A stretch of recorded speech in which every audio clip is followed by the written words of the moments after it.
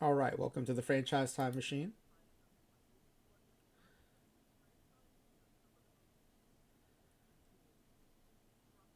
I don't think I hear myself. Testing, testing,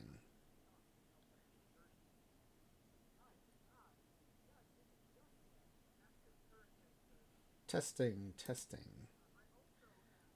I'm not hearing myself. Oh, now I hear myself. Okay, I just had to refresh, I guess. All right, here's what we got going on tonight. We're doing part four, I think, of this series. Ezra Denny, thank you for the raid. Ezra and Dishnet, that was a super entertaining stream tonight. I appreciate that. That was so much fun. For those of you who missed it, Ezra was interviewing Dishnet for OOTP After Talk, which is the Tuesday version of OOTP After Dark, in which Ezra interviews people from the OOTP community. And they're always interesting, but I thought Dishnet's was especially good tonight. Yeah, I think partly because Dishnet's someone we see so much of in his like showdown and perfect league playoff broadcasting persona, but it was really cool to learn more about him and his travel. So that was really cool. So Ezra and Dishna, thank you both of you for that. That was awesome. So what we're doing tonight is it's the I think the fourth in a series of experiments. Yes, Rev Junior. So in the pack giveaway, which we do every time we do a sim, the pack giveaway is guessing the outcome of the sim. Um, After there's a first place winner, then we do tie breaks to determine the second place winner. And the last two times, I've forgotten during the tie break that Rev Junior had won first place, and I kept thinking we were doing the tie break for first place, and then Rev Junior has to remind me, no, don't forget I won. So we'll put the pack giveaway form up pretty early in the stream. You don't have to be present to win. I like to make sure people can. I know we stream late. People can participate in the pack giveaway and then take off if they have to. But for the Raiders and for anyone who's maybe new to the stream, I've been doing some experiments, repeating some experiments in OOTP25 because it looks like, and we have confirmed from our data, that the player creation engine has been updated for OOTP26. And I think it's for the better, but we have to understand what the changes look like so that we can update the rules for some of our community channel point redemption on stream games. So when I did this in OTP 25, I kind of followed the rules of one of our community games, which is called Create a Roster. For every roster position, let's say catcher, right, we would pick a level of that we're going to generate that player at. And the base game lets you choose scrub, bench, average, good, star, and legend. And what we do in Create a Roster is you get 5 players generated at that position and level. You pick the one you want to keep, and we delete the other 4. Well, I was testing to design another game, and I wanted to see how good or bad is a team where every player on the roster was built at the scrub level. Now, for shorthand, I call it the all scrub team, but really, most of the players are better than scrub because what happens is, for each position, I generate 5 scrub level players. I pick the best one. Usually, because of RNG, that player is better than scrub level. But to keep it simple, this is like the all scrub team, the all bench team, and so on. And the all scrub team only won 11 games in OTP 25. We played them in the 2023 season. They took over the New York Mets, and we let the AI handle all the in season lineup and pitching decisions. and they won 11 games. Then with bench, they won 40, but my PC crashed, so we had to go. I needed the data, so we had to go back to the All-Star game, which is the last point I had saved, and then we finished the season. We won 34 games in the second run through. So we know that team was capable of winning 40, but the data we have is for a 34 win season. And then when we generated the average level, 107 wins, and so on, all the way up to 154 and 155 wins at legend level. And so far in OTP26, these are the results we gotten with the same methodology. Now the sample sizes are small, they're one season each, so there's a lot of RNG involved.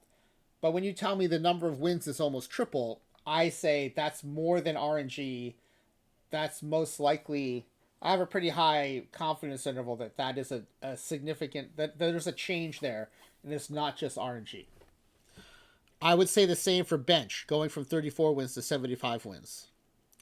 At average, I think we start to run into, this is the realm of potential noise. Could be RNG based. Now we're going to skip good and star for now, maybe permanently, because I think the average starts to tell us, okay, at this point it's looking similar. I'm going to jump ahead to legend just because I think that's a more interesting stream as well. But there are some signs that, like, legend level, as good as it already was in OT25, there might be a few places where it's even better. The other thing is I did a series of experiments where I generated 8,000 players at every position and level to see what the distribution of attributes look like. What is the distribution of star level? What is the distribution of contact and power and so on? What is the distribution of position flexibility, right? Like, what percentage of shortstops can play second base? What percentage of first basemen can play another position? And have gotten a much better understanding of how the player creation engine works. Now, we also did this informally in OTP25, but we didn't export the data and do the kind of pivots and histograms that we've been doing in OTP26. And so we have a really good grasp, I think, of how OTP26 is generating players. We don't have a real good comparison to 20. Now, I could go back and do these experiments in OTP25. I just don't know that the juice is worth the squeeze. I don't know if it'll be that interesting. I don't know if it'll be a fun stream or if people will just be like, okay, I'll watch for the drops, but this is boring.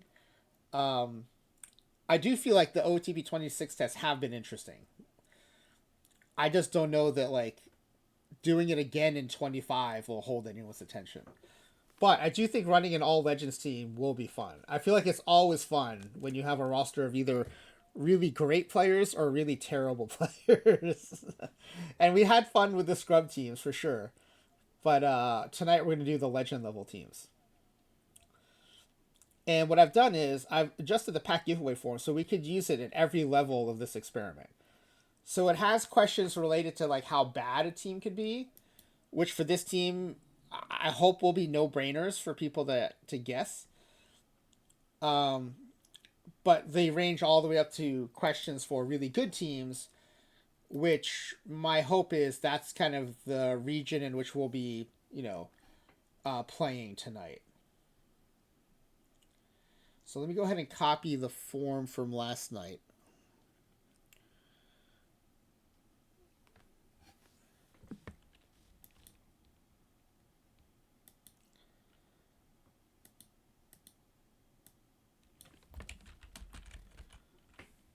So this is a legend-only team. And again, the name is a little...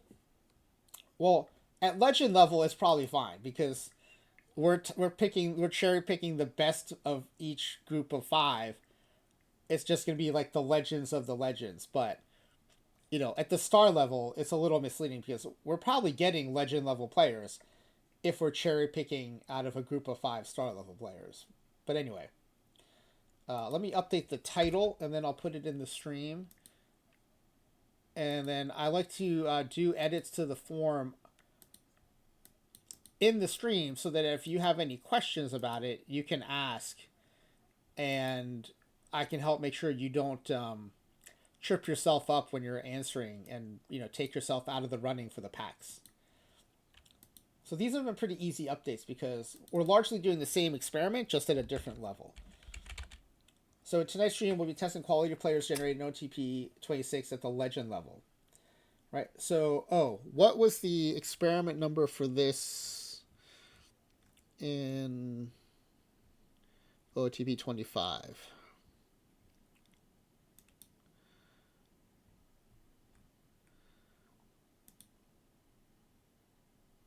Their star level. Okay, episode 279.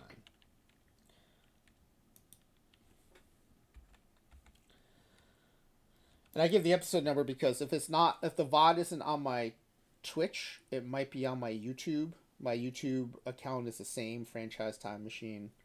I've been exporting my VODs when I remember to YouTube. In fact, I should probably do a batch tonight. I think I've been saying that every night. So I'm worried that I'm losing episodes as I speak. But, real life has been busy lately. So this is a repeat of experiment conducted in OOTP25, episode 279, in which a team completely generated at the legend level went 154 and 8. I actually did it twice.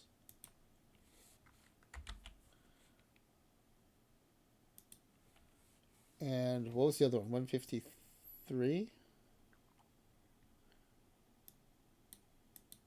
Oh, 155. 155 and 7.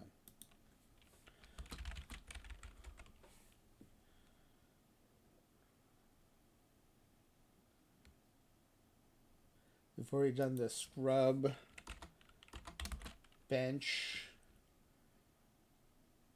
and average in both OOTP. Oh yeah, so let me take another screenshot of this. Hold on a second.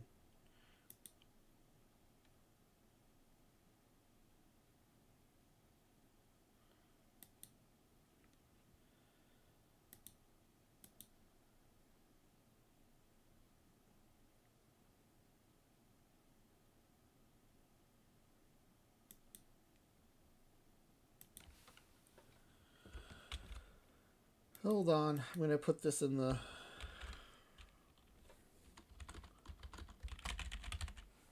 What's today, the 29th?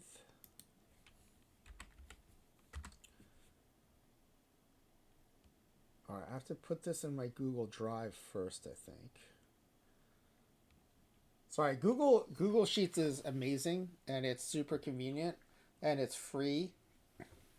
The only downside is when you want to do attachments and stuff, you already have to have it in your Google Drive. Oh, no. You know what? It may let me upload. Hold on. Let me see if it'll let me upload. So let me replace this.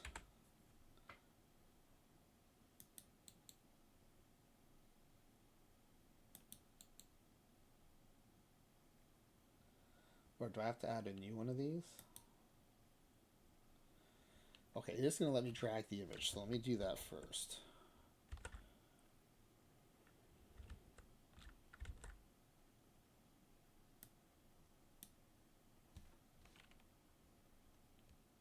Okay, so now I can delete this one.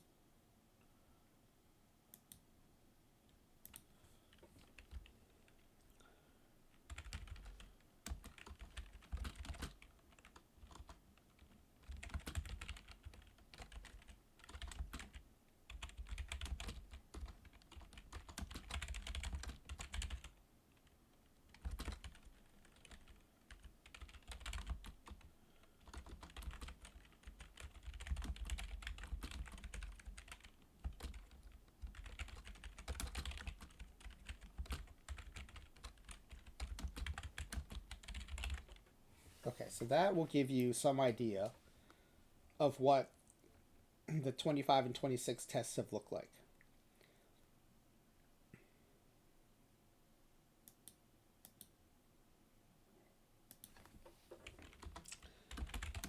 legend level,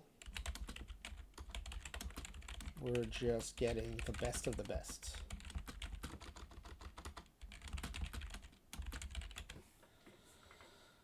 Okay, so we noticed that the player creation engine OOTP26 is producing much fewer 0.5 and 1-star players at the scrub and bench levels. It's less clear if there have been any meaningful changes to the average level and above. All right, so that's why we're doing these tests. And I just put a note here that I actually think that this is a good change for the game. Because if you're asking for major league players to be generated, you want your scrub level players to be major league scrubs, not like all of baseball scrubs. And I think where the scrub players are coming out now is more appropriate for like a major league level scrub versus like an all-time scrub, which is what we're getting in OTP25. Right, like Smiley Face Jane famously got a shortstop who hit 084 for an entire season. That's not a major league level scrub, right? A major league level scrub might hit like 115 or 150, not 084. So I think what we're getting now is more appropriate for like the major league range. And then it looks like Creator Roster, and so for people who are in my stream a lot, it might seem like I'm playing Creator Roster, but I just want to clarify, I'm giving myself a lot more advantages than we have in Creator Roster, partly because back when I was doing the scrub version, I didn't know I was going to do all the levels. And at scrub level, I wanted to give my team every advantage possible because I saw how poorly they were generating. But to keep these results comparable, I felt like I had to repeat the same methodology. And so I'm still doing that even at the legend level. Hey, Tommy, all I do is win. Had a chance to hang out in Tommy's stream earlier today. It seems like a whole different day. Like I said, real life has been getting really busy, so this morning seems like last week to me. But I'm pretty sure it was this morning, was hanging out in Tommy's stream. He was doing PT Live, and it reminded me that I had to do my PT Live, so that was fortunate. So yeah, again, we'll create players to fill all 26 roster spots. We are using the White Sox in OOTP26 and the 2024 season. I always prefer to use the most recent season with complete data and profiles based on complete data versus the 2025 run environment in OOTP26, which is based on projected profiles. I prefer to use profiles based on actual data, which would be 2024. And then again, as always, the 10-pack giveaway is based on how well you can guess the outcome of this season. Closest answer wins. We are not using Price is Right rules. You can be over and still get that question right. There is a survivor style question section that ends with a question about how many wins this team will get. But beyond that, we then go to a format where whoever gets the most answers right or closest wins the tiebreak. That way, it doesn't matter what order the questions are in. It's just, how well do you do in the guessing game. And I kept thinking there are a few other questions I want to add, but now I can never think of them when I'm in the moment.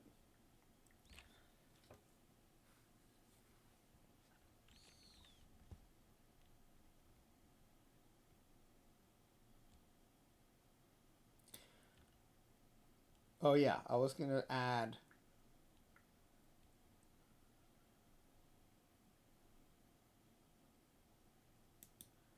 on the offensive side,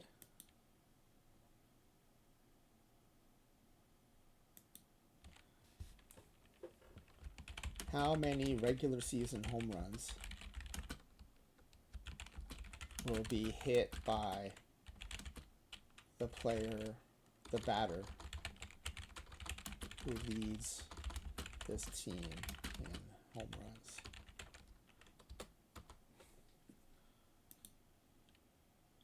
And then on the pitching side,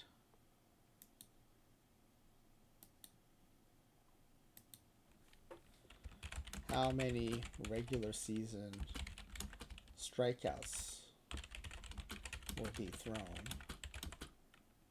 by the pitcher who leads this team in strikeouts. I don't know why I capitalized strikeout. Maybe just so it stands out. Maybe I should just bold the whole thing. I don't know. Seems I capitalized home run earlier. Maybe that's why. I don't know. It is incorrect, but I'm just gonna roll with it. Okay, so we added a couple questions to tonight's. Let me put this back up while I publish the form. Now this is one of those pack giveaway forms that I can start building the team while you're guessing.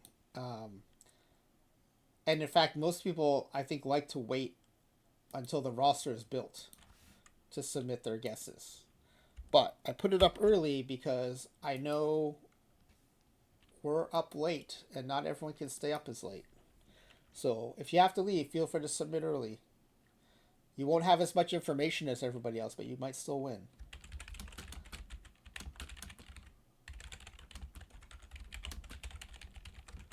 Okay, link to the form for tonight's 10-pack giveaway. I post that to the chat. Good luck, everybody. And again, you don't have to submit right away. You can wait right up until we start to sim. I will let you know that we're about to do that. But also, if you think you might be away from the computer when that happens, then maybe you do want to submit early so you don't miss the deadline. Is anyone else, by the way, on Twitch having a problem claiming their drops? So my account is collecting the drops. But when I go to hit the claim now, I get an error message saying drop was not claimed. This happens to me once in a while, but usually when that happens, then I can't do things like pin to the chat. And I was just able to pin to the chat. And so I thought, oh, maybe it fixed itself, which it tends to do. But I went to go claim a drop right now, and it still isn't claiming. I called it my Twitch glitch because it happens so often. In fact, it would prevent me from raiding into max LP 80. And so I made Max a moderator so he could raid me into himself. But then I guess it turned out moderators can't raid. So it still didn't work. But yeah, one of the symptoms of that would be like I couldn't collect my drops. I couldn't raid. I couldn't shout out. I couldn't pin to chat. But I could still stream. It would still record a VOD. I could still give drops. But for some reason, when it came to all those other actions, like it acted like I wasn't logged in. And then it would like resolve itself as mysteriously as it started. So I never did figure out like how to fix it. I just knew like, I just at least knew it was something that happened, and I wasn't, it wasn't mysterious anymore. Like what was going on? It's just like I didn't know how long it would last. And it's not my alt is doing it too. That's why I thought maybe it was like a Twitch wide thing. But it sounds like it's not if T Davis was able to redeem their drops. Anyway, it does usually resolve itself, so I hope that happens soon. But the main thing is I was able to pin to the chat, which hopefully means I will also be able to raid out at the end of the night. And I was going to raid into Smiley Face Jane if she is streaming tonight. I don't think I've seen Smiley Face Jane in the chat yet, so let me... also I usually update the browser, which is supposed to help too. And I've done both, but neither is working. But thank you for the suggestion, Flying WV.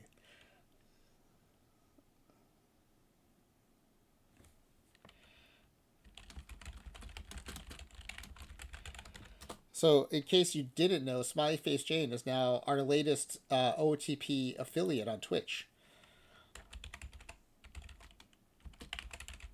also you can get your Twitch drops from Smiley Face Jane now as well. In addition to learning from one of the best Perfect Team players out there, you can now get your Twitch drops from Smiley Face Jane. So we are very happy to have Smiley Face Jane on board as the latest Twitch streamer. Sorry, latest affiliate Twitch streamer. So that was awesome news. I was very happy to hear that.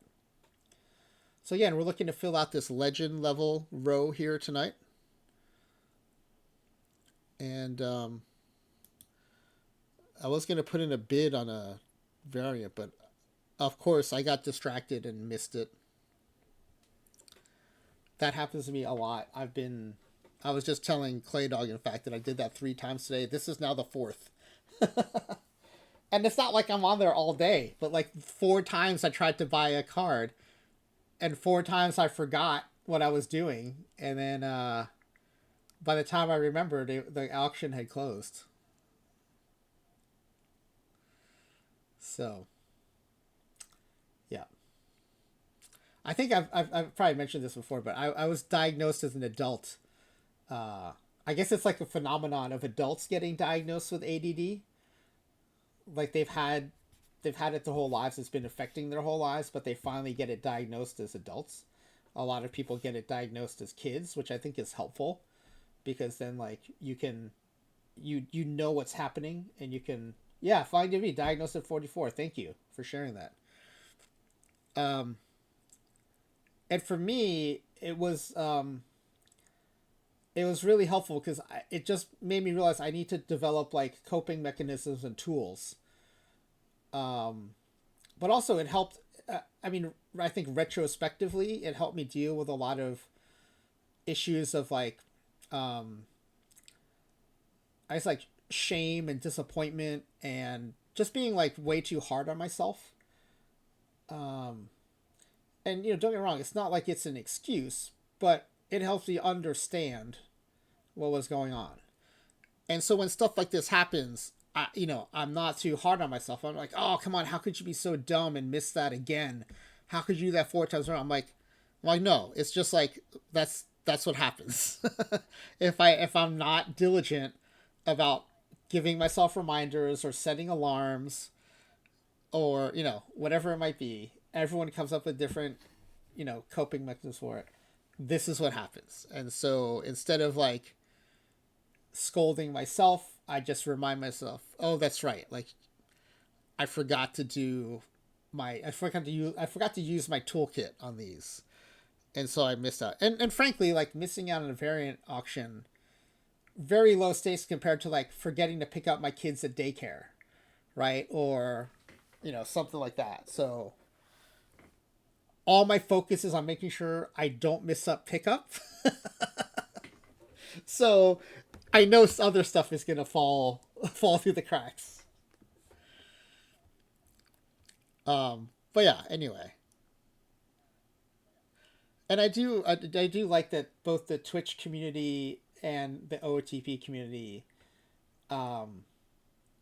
seem very tolerant and welcoming of people who are like neurodivergent and not just, normal brained like most people. And so that's like another reason I feel comfortable talking about that, but also to let people know, like, if you ever want to discuss it, I've got lots of tips and tricks I use to keep my life on track. So I'm happy to share if anyone ever wants to message me on Discord or something. So yeah, so I was on, I just noticed that my OTP is on the variant auction screen. I'm like, oh, yep, there's my missed auction. But I also think like it's a matter of trade-offs, right? And for me, the trade-off was I was having so much fun listening and watching Ezra and Dishnet talk that I'm happy to miss this auction because I gained a lot by just watching that interview. So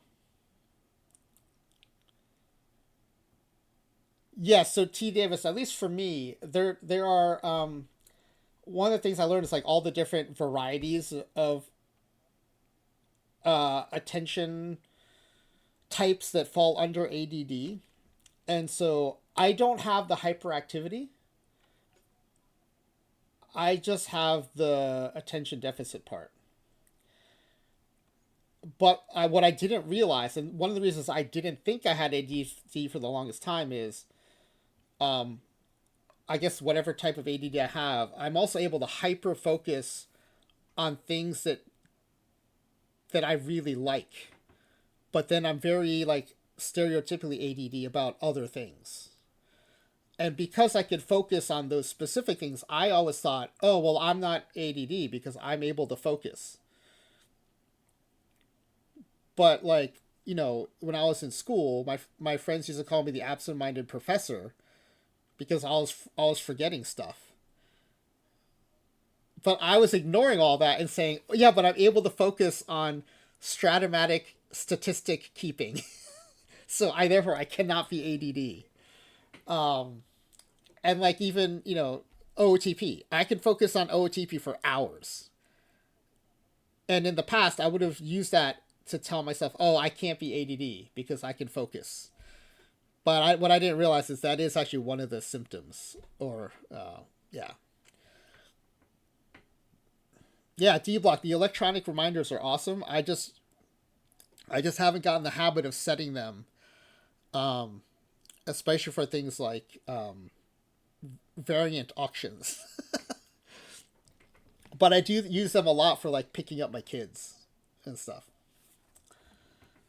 Um, yeah, and so it's been helpful. And like I said, like it's changed my life a little bit, and that I have better coping mechanisms.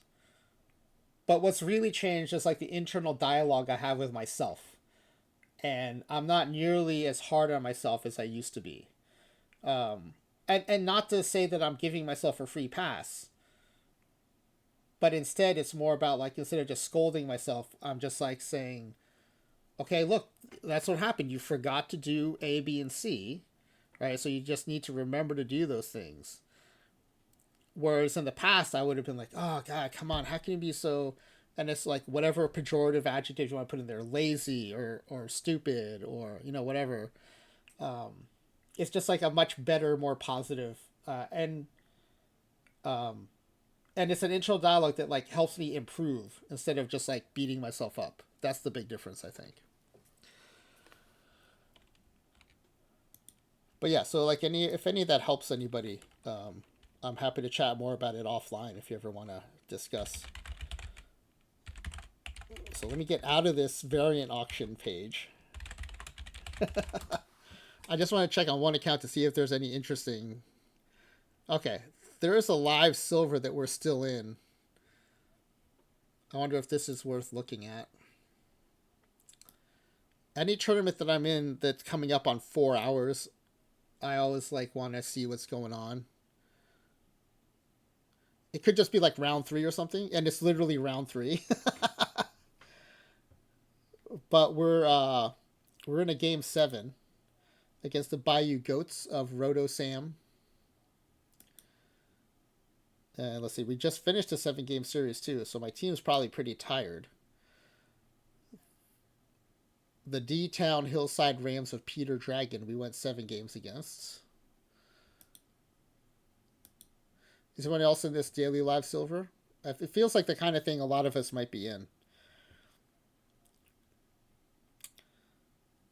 So yeah, we just traded wins basically with that team. That's why I went 7. And then we won 3 in a row after losing 1, then lost 2 in a row. So we let them get back into the series, and we'll see if we can close it out.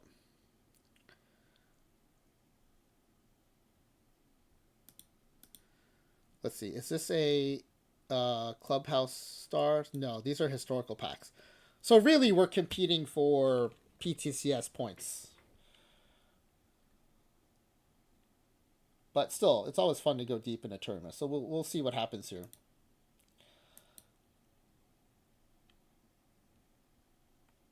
And for those of you playing live tournaments, remember that after the live update, which I think is next Monday, you're gonna have to redo all of your live rosters because a bunch of your players will have been promoted or demoted out of your level. Now, the ones who are demoted are fine. They can still be on your roster. It's the ones that are promoted are no longer eligible, so they will be missing. I think they'll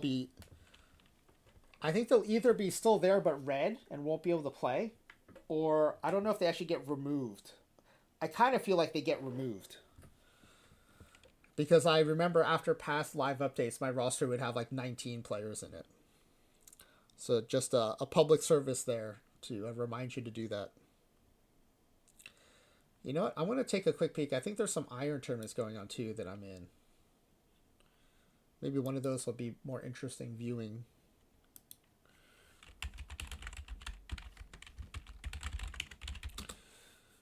And I figure I'm just giving everyone extra time to fill out their forms. So, all right, we'll start an iron cap, but that's only an hour and a half in, so that's not that huge.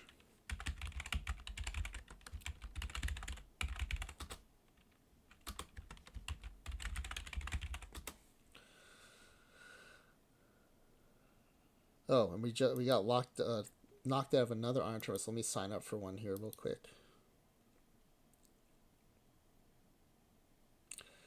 Tita has been playing a lot of quick PDs, and you're learning a lot. Yeah, I mean, it's like anything else, right? The more you do it, the better you get at it.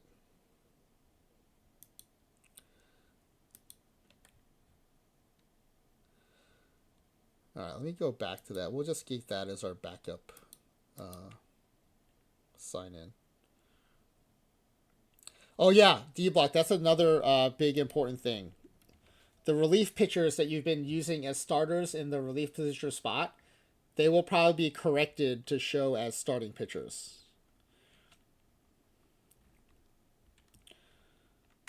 So you'll lose them as options. I mean, you can still throw them, but they'll be taking up a starting pitcher spot instead of a relief pitcher spot. And the real upside of using a lot of those pitchers is the fact that you get guaranteed production out of a relief pitcher spot, which is not something you can always count on.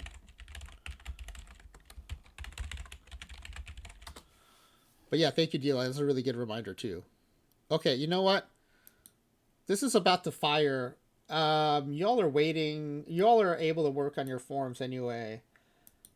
And this experiment is like a fun one, but I know how to do it. I can do it in my sleep. So I would like to watch highlights of this Game 7 when it comes in.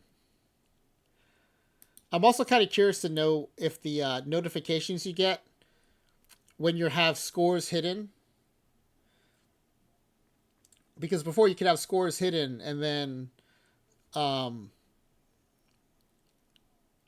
but you would get different cues. They would tell you sometimes if you've been knocked out or not. Mostly if it was a Game 7.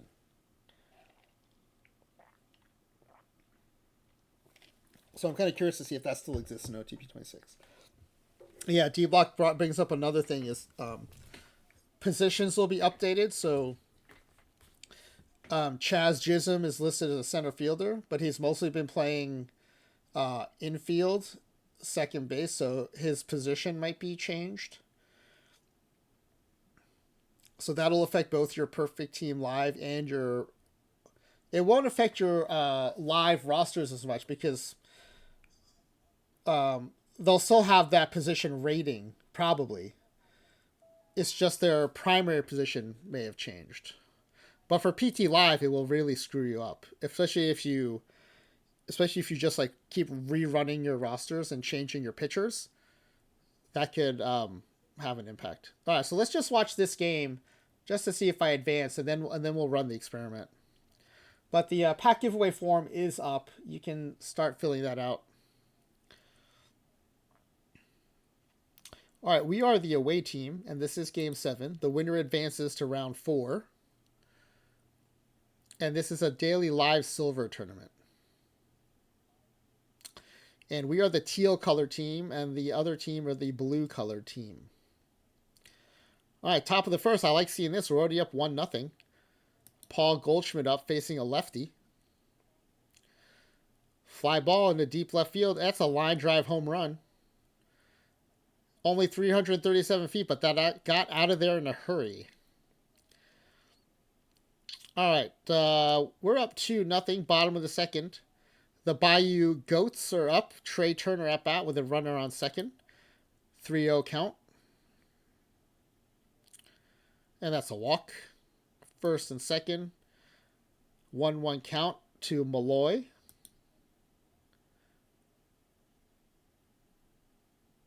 Ground ball to third. Over to second. Oh, he drops the... Oh, my goodness. Oh, my goodness. A potential double play turns into an error. So instead of maybe having 2 outs and a runner on third, we have no outs and the bases loaded. And Candelario is going to make us pay for that with a base hit in the center field. It's legend level. Does it say average level somewhere? Clay Dog? It is legend level. Oh, okay, hold on. It is legend level. Let me fix that. The Google Forms title is correct. But the title within the form is incorrect. Sorry. Okay. I have updated it. Thank you, Clay Dog. For anyone who already submitted, the 3 of you who already submitted, if it turns out you submitted incorrectly because you saw the title, you can always resubmit. No. If you're happy with what you submitted, you don't have to do it again.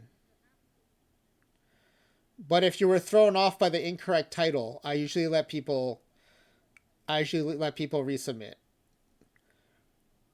But there are only 3 of you who submitted before Clay Dog noticed that. So only those 3 would be allowed to resubmit.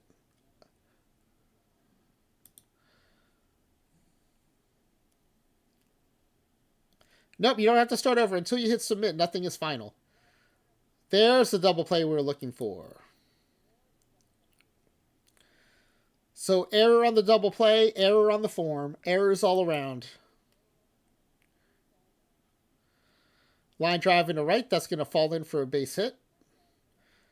The runner's going to go. That seems a little reckless to me, but he's in there safely. First and third for Garcia. 0-2 count, and that's a strikeout. And we move to the bottom of the fourth. The bad guys are up with a runner on second. J.J. Bleday up at bat, and he draws a walk. First and second with 1 out. A 1-2 count to Xavier Edwards.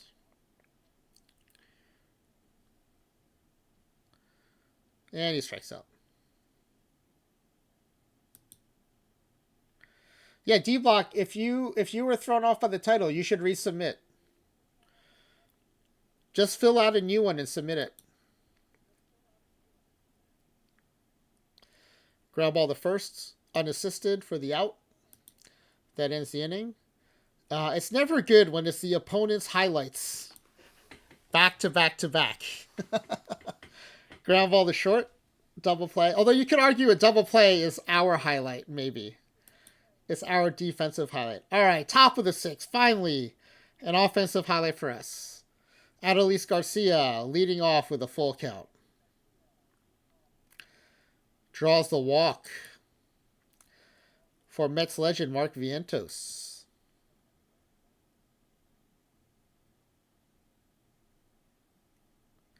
Clay Dog just had a spider drop down in front of his face. Amazing.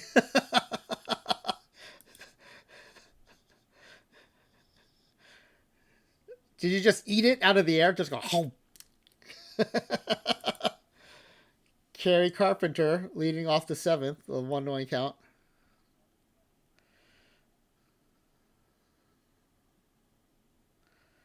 Line drive past the second baseman in the outfield for a base hit. That's a leadoff single. Nolan Gorman works a full count.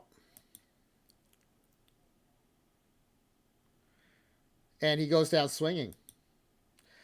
1 out, 2-2 count for Matt Shaw. Another strikeout. Nope, Clay Dog's lizard brain activated frantic arm flailing. Amazing. All right. Bayou Goats highlight, bottom of the seventh. 2 outs and a full count. And that's a drive to center field. It is over the center fielder's head to the wall. And that's a 2-out double. Christian Walker. Ground ball to short. Fielded cleanly over to first. All right. Top of the eighth. 3-1 count for Goldschmidt. Can he get us started here? Draws the walk versus the lefty. Then brings up Garcia. I do like the lefty-righty matchups we're going to have here with Garcia and Vientos. That's going to drop in front of the center fielder for a base hit. And Vientos facing a lefty. I like this matchup quite a bit. And that's hit deep to center field. And it's caught even before the warning track for out number 1. We have our own Christian Walker. Up with 1 out in a 2-2 count. And he goes down swinging. All right. That brings up Langolier as our catcher.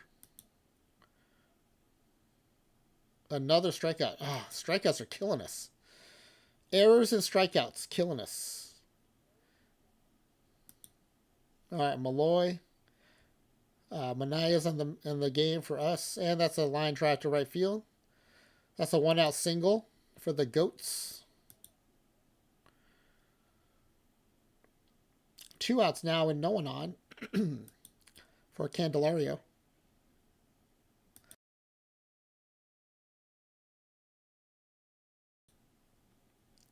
It's a base hit.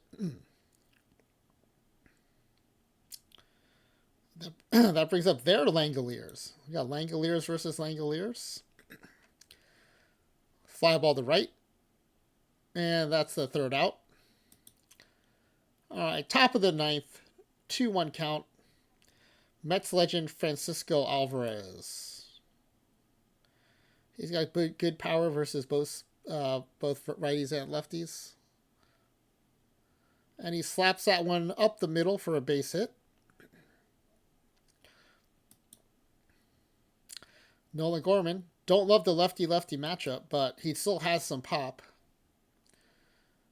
And he goes down looking. Matt Shaw. He has good contact, but I think he struck out twice already.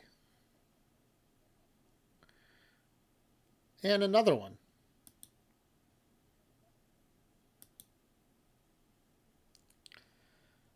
A walk, 2-out walk, first and second.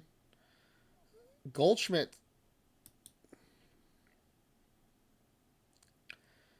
walks the bases loaded for Garcia.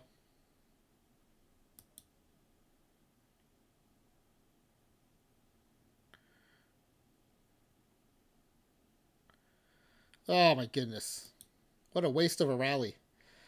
All right, I feel like I feel a walk-off loss coming on here. 2-1 count to the leadoff hitter in the bottom of the 9th. That's a ground ball to short for the out. Xavier Edwards draws the walk. Jesus Sanchez. At least we have the lefty-lefty matchup against Sanchez. And I spoke too soon as that one goes to the wall. I did say I felt the walk-off loss coming.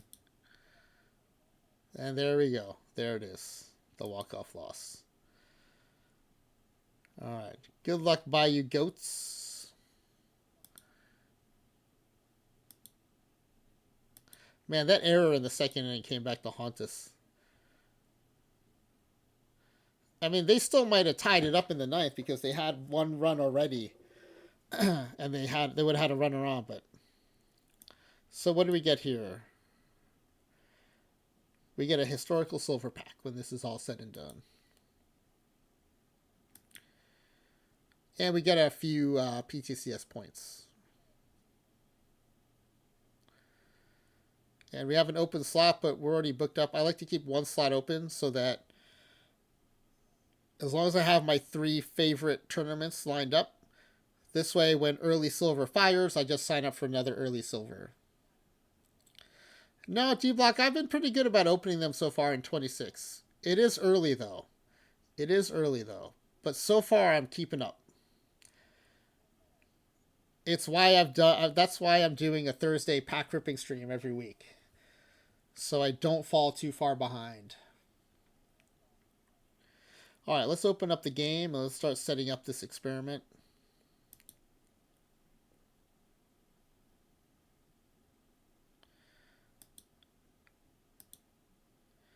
All right, new quick start. We use the creator roster quick start. This is actually a handy quick start. Most experiments and sims in 2024, we can use this creator roster quick start for. It's been very handy.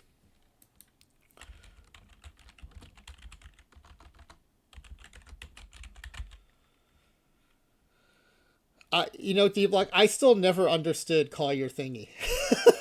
I found it very confusing. I know everyone else understood it. I know it was just me. But like for some reason I could never wrap my brain around it.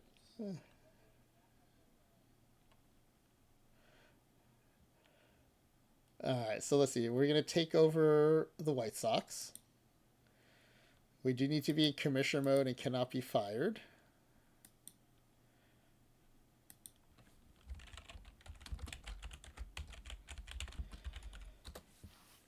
I know some people like the all legend. I prefer the all scrub. I think the worst players are more interesting. I think most of the legend players kind of all look similar. It's like, what's that saying? All happy families are the same, but all unhappy families are miserable in their own unique ways, or something like that. That's what I feel like. Like the scrubs are way more interesting to me. Yeah, D-Block's on board too. All scrubs. But it is kind of fun watching this team demolish the league too. All right, so when we do a quick start, the things that don't get saved in the quick start are mailbox settings. So we're going to set these up so we have the notifications we need for things like postseason awards. And then the manager options don't get saved or don't carry over from the quick start. So we don't want to be interrupted during the save. All right, now the next thing we need to do is delete out our roster so our creative players don't get mixed in with a bunch of players we're not going to use. And we can just start creating our players. Now again, it is create a roster-esque in that I'll be creating 5 at a time and deleting 4. But one of the things I let myself do that we don't get to do in create a roster is I can decide what positions to create as we go. Now that's more useful on the batting side. But, for example, one thing I'm going to do is I'm going to create, in this case, I'll do 11 pitchers. And then we'll do 13 batters. And then we can decide, do we want 1 or 2 more pitchers, or do we just want to do 1 or 2 more batters? But we can give ourselves that flexibility here. So to create players, or to import them from history, you go to your manager pull down, GM and manager actions, and then sign a free agent. All this stuff happens from the free agent screen. So there's this actions pull down. You can create fictional players or import historical ones. And tonight we'll be creating historical ones. So let's start with our pitching staff. Starting pitcher. We always do average age for this game. So we'll do that for our experiment too. And we're going to go legend tonight. All legend. Now, see, this is a welcome change from OOTP25. When we did this in OOTP25, everyone had super high stuff, and the only real difference, and everyone had the same PBABIP, and the only real differences were in home run suppression and control. Maybe some splittiness, maybe some stamina. But now, you have legend level profiles of very different shapes. And to me, that's a lot more fun. Now, I like this hybrid here of the high stuff, but the home run suppression and the control.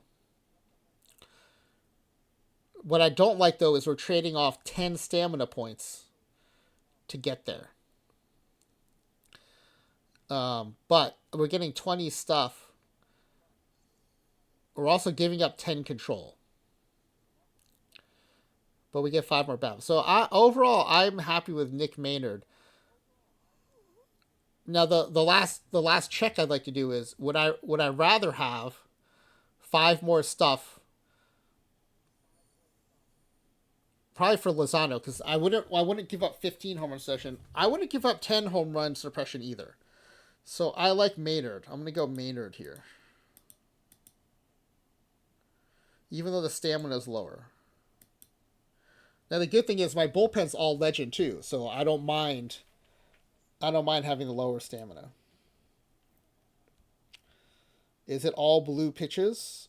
It is. That's nice. The Flamethrower. Nick the Flamethrower Maynard.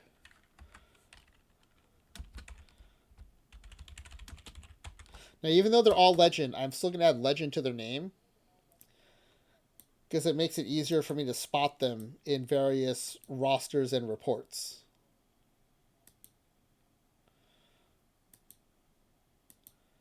All right, so we got a pretty good... I would say that's like a pretty typical legend level player. I don't think it's like tippy top tier. And it's not like near the bottom of the barrel. It's just kind of like a middle of the road legend level pitcher.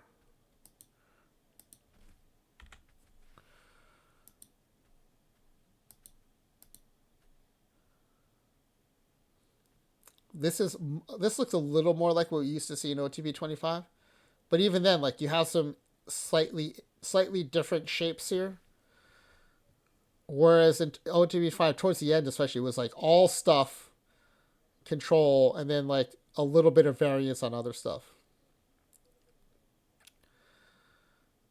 Now, I'm not going to go 45 control here, especially when we have 20 more control for 10 less stuff and 5 more home run suppression. But I don't like the splittiness of Alex Garcia. So Matt Janicki. I don't like... The only downside with Janicki, again, is that lower stamina. Now, I can go 15 more stamina, but I'm giving up 10 stuff.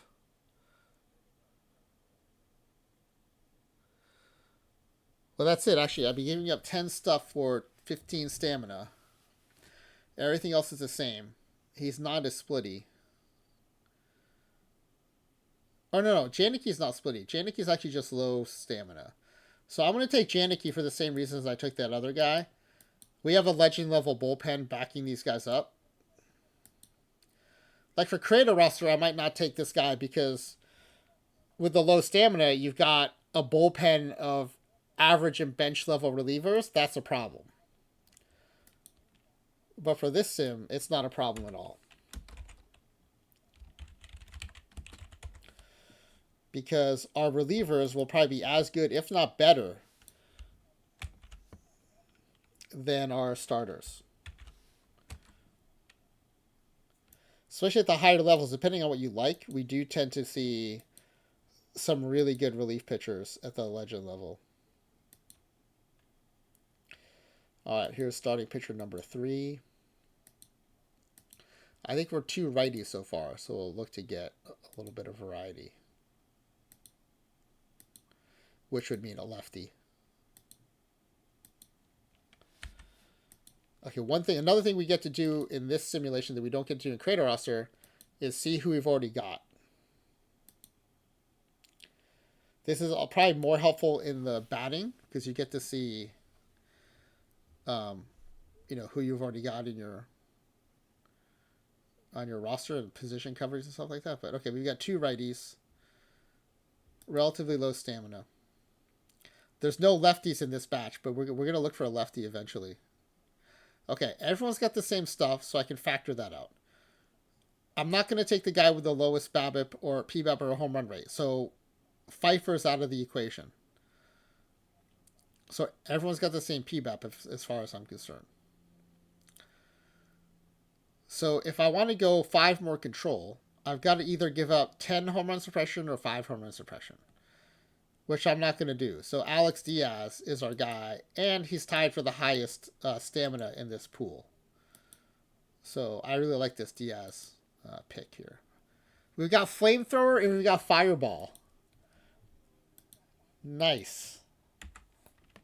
I'm sensing a theme here.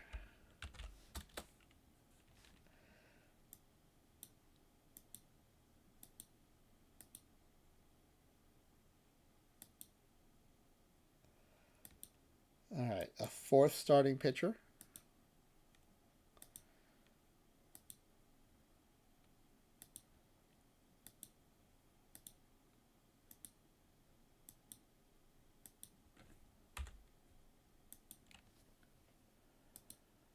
Oh, we got some stuff in this group.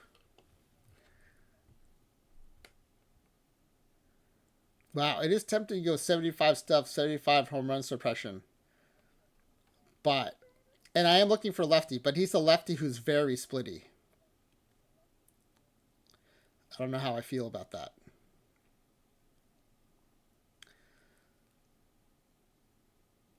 Now, this guy I like. He's got top control,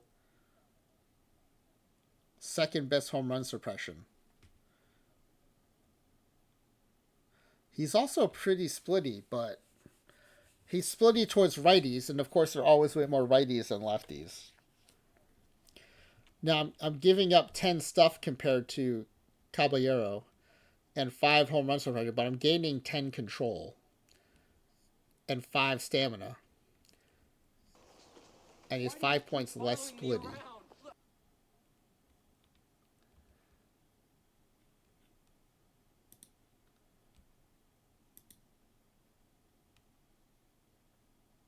Insured Upstart, welcome in. Thank you for the follow. Yeah, I'm kind of thinking what Smiley Face Jane mentioned last night in this chat, which is Caballero's low split is as high as Thomas's high split. So, and we want a lefty, and we want at least one lefty. So I think Caballero is the guy, which is also who Flying WV likes too.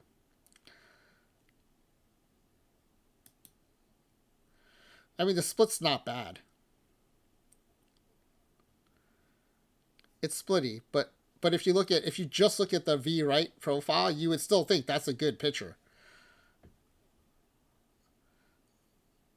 We're going a different way with this nickname. We got the Flamethrower and Fireball. This guy is Einstein.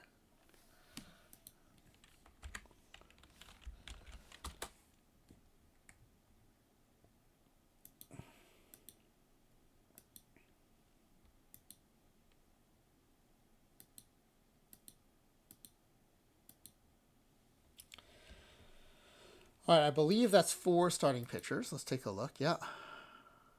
One more to go.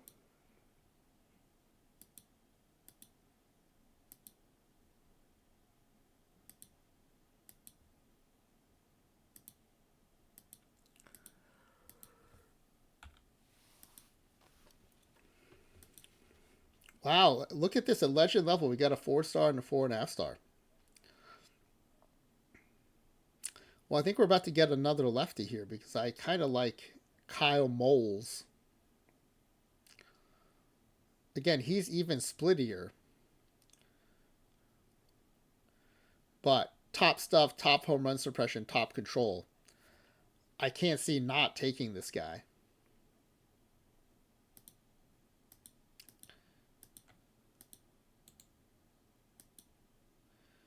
So Kyle Moles, welcome in. Mr. Ginatz? Is that a real nickname? Is that a typo of Giants? Okay, I gotta look at BREF now. Was there someone actually named Mr. Ginatz?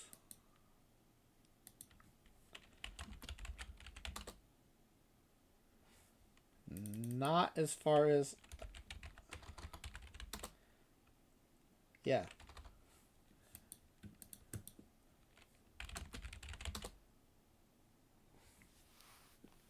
That's an interesting nickname. I'm going to screenshot this. Mr. Ginatz.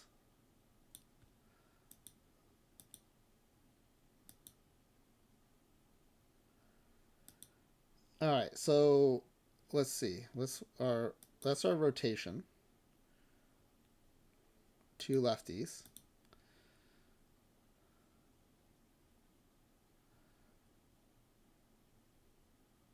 Now I want at least 2 or 3 lefties in the bullpen.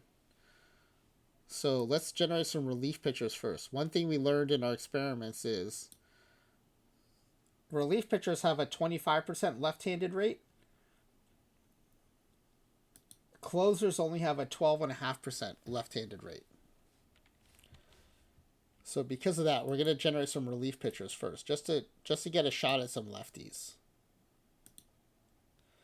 And performance-wise, at least on the attributes we looked at, we didn't see a noticeable difference between relievers and closers. Now, we weren't exhaustive. We didn't look at every single attribute.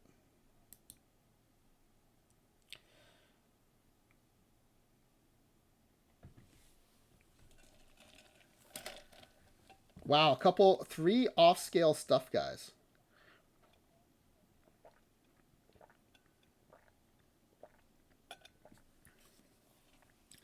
Now, I think I am willing to go down to 45 control if it means we get to go up to off-scale stuff. Now, this 50 stamina is tempting for an 80 stuff relief pitcher, but I don't want to give up the 5 BABIP. Even though it does keep us at 50 control. So I think we're going to be looking at Escobedo or Murphy.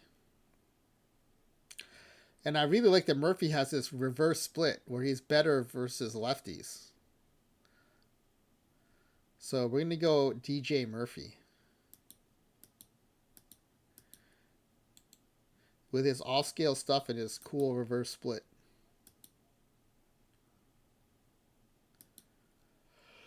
Graveyard is his nickname. Oh, that's an S-tier nickname. Graveyard.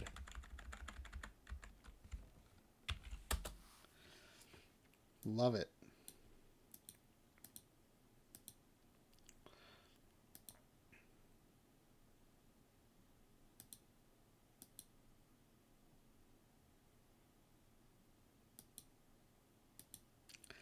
All right, we still don't have a lefty, though, so let's do that again.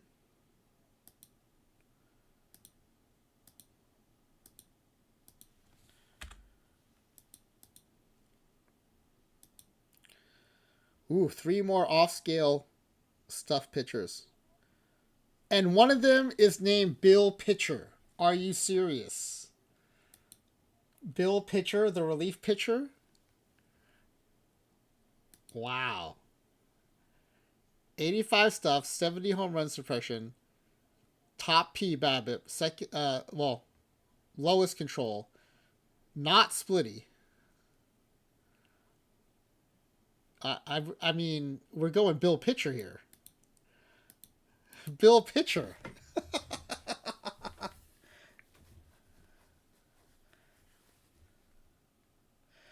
Yeah, as far as I know, at least in OOTP26 block, again, it wasn't exhaustive, but I didn't see many differences in the attributes between relievers and closers. This is the easiest pick I'll make all game. A relief pitcher named Bill Pitcher. Yeah, 5WV, total no-brainer.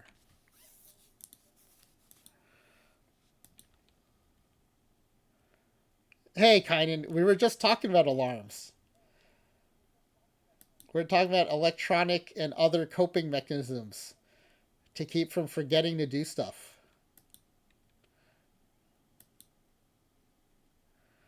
All right, let's do another reliever.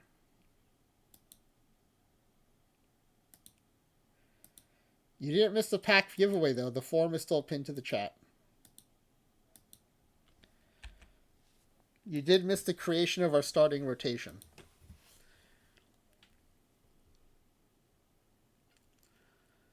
Another top stuff, top home run suppression.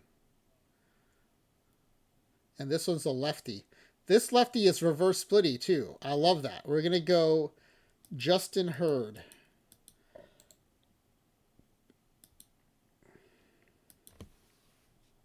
Reggie. Justin Reggie Hurd. Now, I think I might have forgotten to hit enter after changing some of the names. So let's go back and check the roster here real quick. Nope, they've got legend after them. Okay, that was our second lefty. So let's generate a couple closers. I don't think it matters. We haven't found any metrics that were significantly different between relievers and closers. But just in case, we'll generate a couple closers here. Yeah, kind of glad you didn't miss it. Get in on that pack giveaway. The tiebreakers have been really fun lately.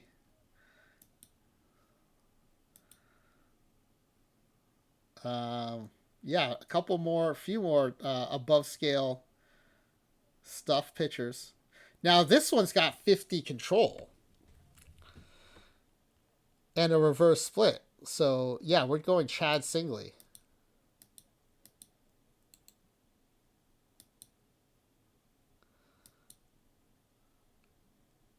And look at that bunt. 80 bunt. Dim Dom. His nickname is Dim Dom? I don't know how I feel about that. It's not even Ding Dong. It's Dim Dom. I've never even heard of Dim Dom. What is that? All right, we'll do another closer.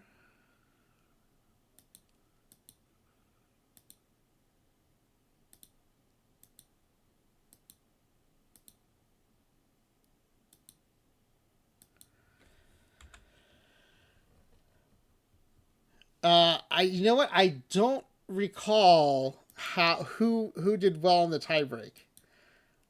I just know that Reb Jr. won, and then I forgot again and thought the tiebreaker was for first place again. It was an exact repeat of the previous night. Okay, top stamina and 50 control and off scale stuff and top home run suppression. Jose Munoz. Okay, this team's bullpen is insane. And this is why I said I didn't care if the starters had 55 stamina. Because I knew our bullpen was going to be legend level too. Quagmire! No way! That's great. That is awesome.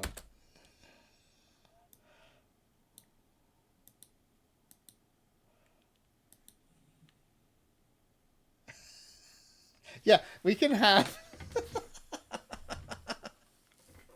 we can have a whole theme of nicknames. Just a whole team of Family Guy nicknames would be amazing.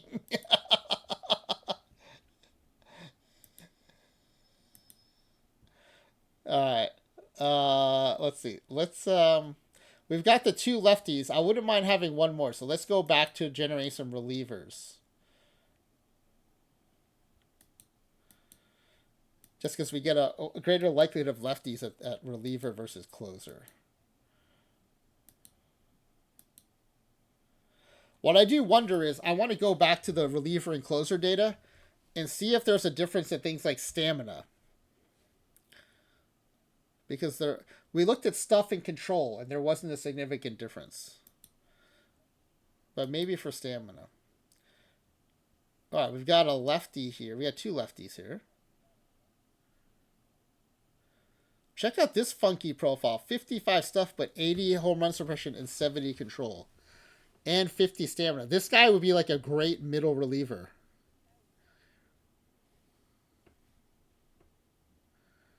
And I know I'm looking lefty here, and I got a really good one in Osagboro. But I'm actually really intrigued by this guy. This Isaiah Isom.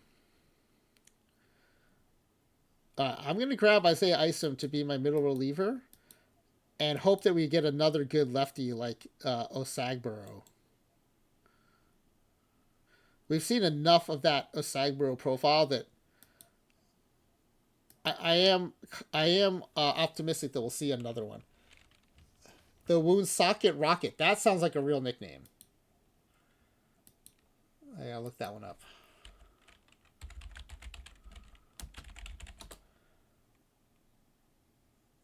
Oh, it's Rocco Baldelli's nickname. I didn't realize that.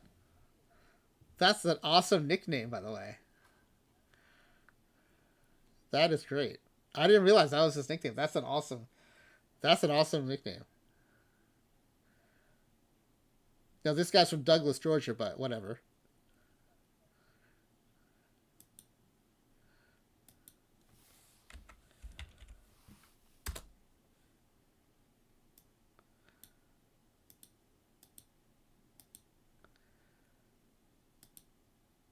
All right. Now let's try to get that lefty. I may end up regretting passing on that other lefty, but I did want to try out that profile in middle relief. I think it'll do well there, because it's the same profile. We've had two other pitchers with that high control, high home run suppression, low stuff profile, and they've both done really well as starting pitchers, even though they were like bench and average level. And so this is an even like souped up version of that profile. I think he'll do very well. And here we go. We have another lefty flamethrower, and he's got better home run suppression. So I didn't miss out at all. Now he's pretty splitty, as is the other lefty with the same profile, but Baginski has five more control. Now this is interesting though. If I'm willing to wait again for a lefty, 90 stuff, 75 PBABIP. We just have not seen PBABIP above 65. So I gotta take Ayala, I think. 90 stuff is also the highest stuff we've seen. And in a pool and a bullpen of great relievers, this might be my favorite.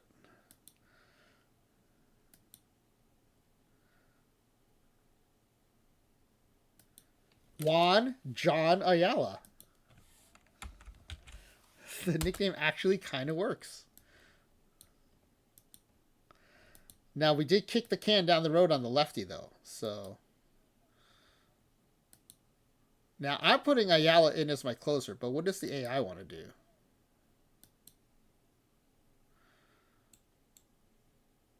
Oh, the AI wants to put Ayala in the rotation. No, we're not doing that. We're not doing that. If we just ask for the bullpen, yeah, Ayala's the closer for sure. Love that profile. Okay, we're already at 12 pitchers, and we only have 2 in the bullpen. We only have 2 lefties in the bullpen. So I don't love that, but I love the quality of relievers we got. Now, the AI did not like Isom the way I did because it has him as long relief, avoid high leverage. Whereas I was super psyched to have him as my middle reliever. All right, let's go generate some batters now. Because I don't know if we want to go 13 pitchers or not. So we'll stop at 12.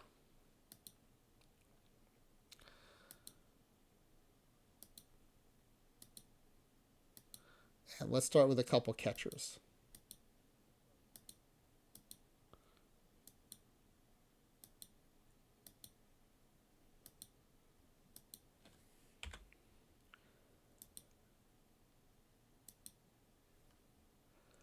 Ooh, a top power guy.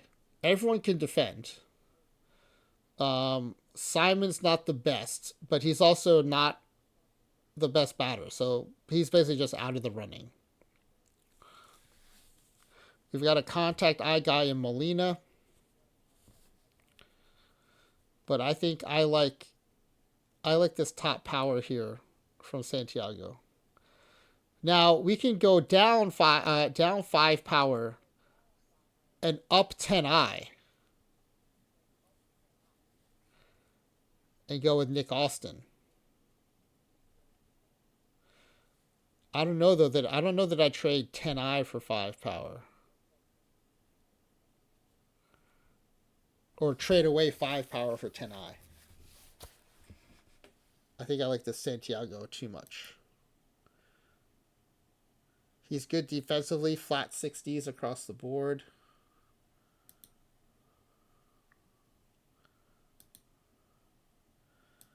How does Austin look?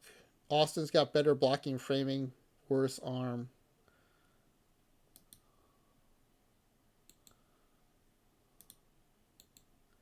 Let's just compare the two.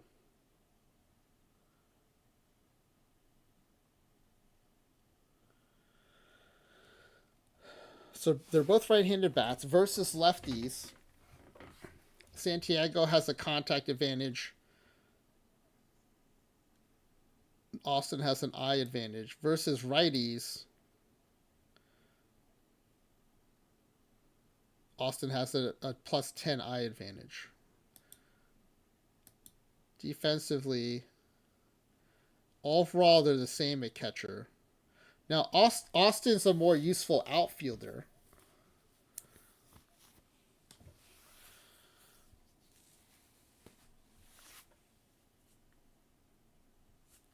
But I think I like Santiago.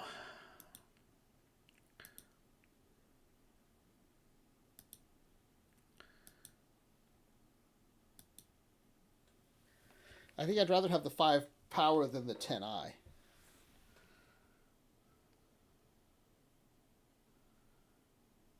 But the funny thing is, VL and VR, it says they have the same power.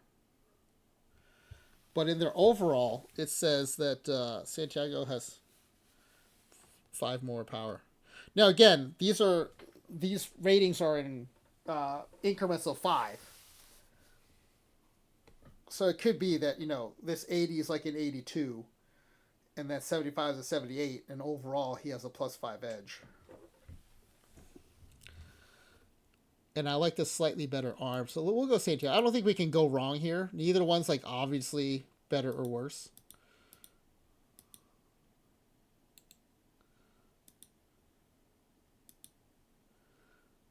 The people's choice. Not the people's choice, the people's choice.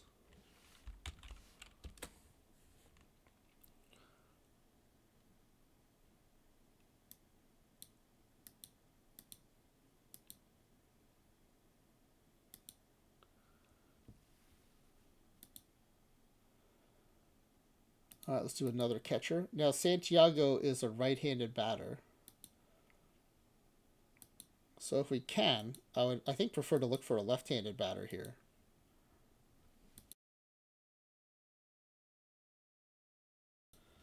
But, I mean, they're all going to be legend level, so let's just get the best player we can get.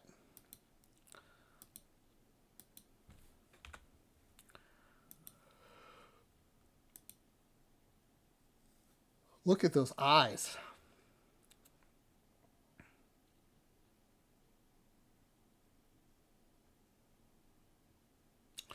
So I don't think it makes any sense to look at anyone but the bottom two. Because they have off-scale eye, they both have 70 power. The only one to consider maybe would be if you're really in a contact. But if you give up 5 contact, you get 5 more power and 15 more eye. That seems like a no-brainer. And Yang Cheng Ao Yang is the same, but just has 5 less eye. Now, Schmel has the same hitting profile as Roeder, but a higher defensive rating.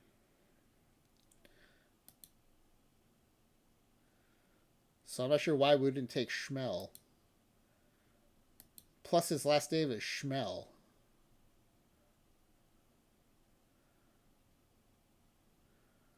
Yeah, I'm going Schmel.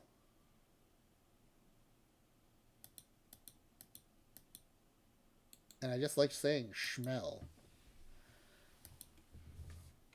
Sluggo. Mike Sluggo Schmel.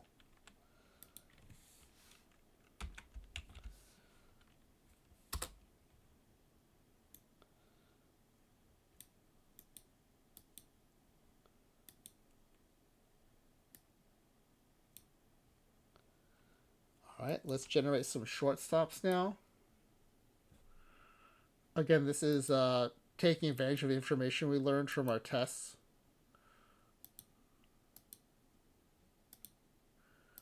In particular about position flexibility.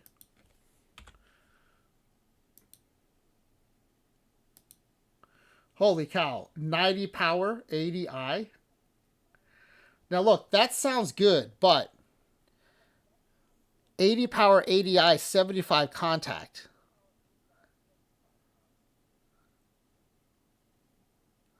That's like Triple Crown profile. I know the 90 power is tempting.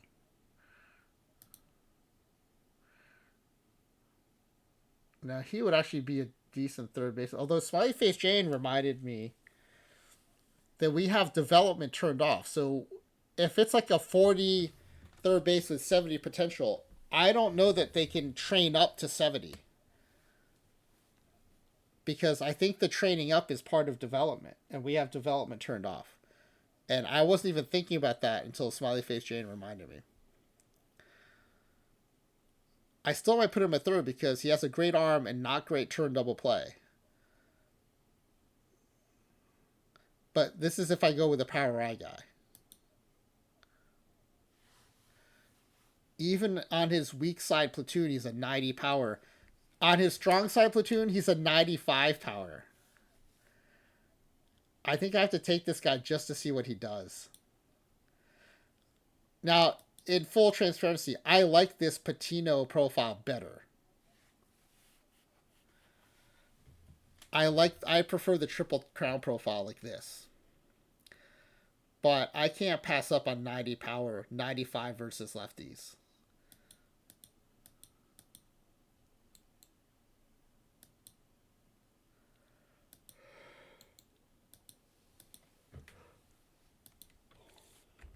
Snookums, welcome to the team. Now, he might be my third baseman if I can pull a good shortstop here.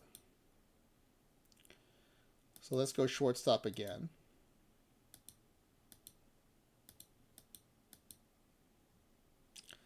Because as far as I'm concerned, we do not have a clear-cut starting shortstop yet. That last guy could do it, but I might like him better at third. Okay, now you're talking. We got a 70 shortstop here with 80 power. Now, would I rather have the 70 contact to go with 70 power? Maybe. Now, I could upgrade my BABIP and just get 5 less defense, but 70 defense at shortstop. Oh, look at this Swiss Army knife, too. Oh, this guy's sick. I'm definitely taking this guy. Angelo Crow Lopez. This is one of my favorite players I've seen. This guy's awesome.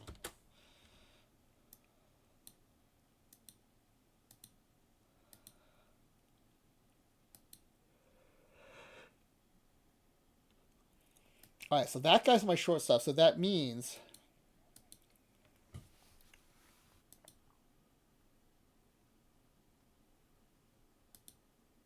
I can make Walker my third baseman. Or potentially my DH.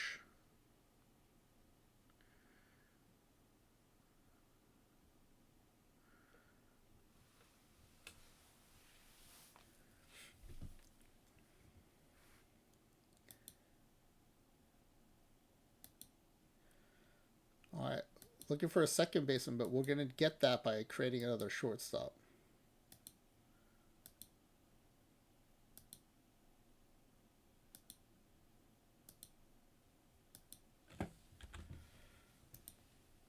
Oh, shoot, I left those other 4 in.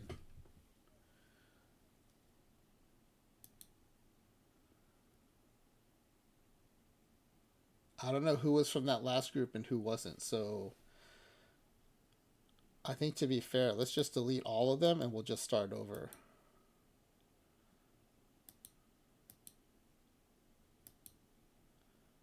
I tried not to look too hard because I didn't want to like be like, oh man, I wish I could keep that dude. So I just made the decision without looking too closely at it. All right. 3 more 80 power guys here. A 65 defender. But really, I'm looking to see who can play second base. Now, they should all have second base. Well, they'll all have at least one other position. Yeah, they do all have second base. Now, the best second baseman fielding-wise is John Gunn.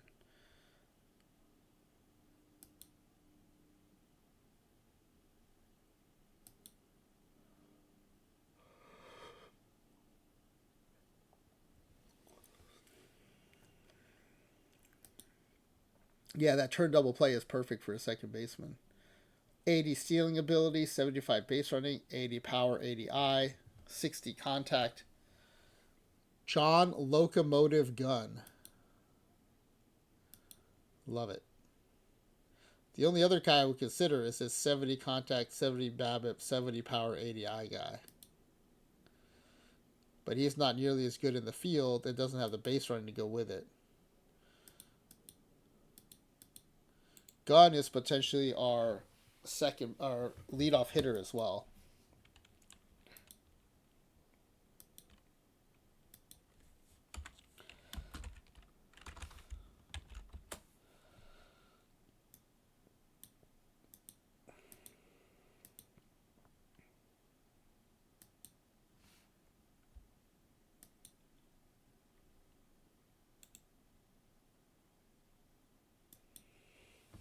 Okay, that'll help.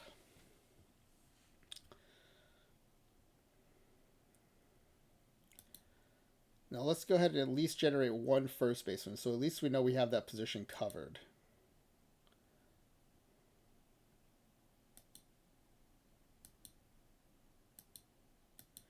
And we do get, at the top end, a little more potential for an above scale power rating. So we're rolling the dice here. We're going to lose position flexibility, but we get a chance at 85 plus power. Oh, look at that. 95 power. Brent Walker. 95 power, 80 eye. What a dude. And he's a switch hitter. Holy cow. Just plug him in at first base every game. And he can play the position. 60 defense at first base. That 35 Agoy K will be entertaining too. 95 power, y'all. That's crazy. And it's barely splitty. 95 versus lefties, 90 versus righties. Oh, this guy is going to be fun to watch.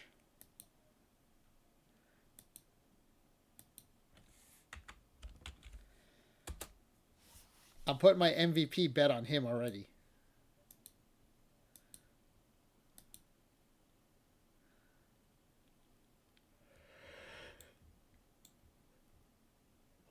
Wait, what did I do?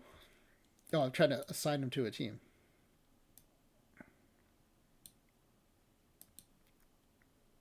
There we go. Well, that was a good gamble.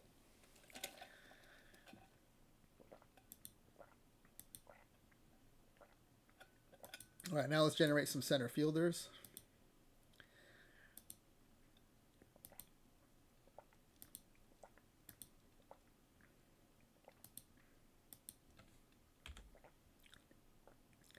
Similar to what we did with the shortstops, we'll assign them to left and right field if they can't cut it in center. Now this is a cool profile. 85 contact, 85 BABIP, 70 eye, but only 40 power.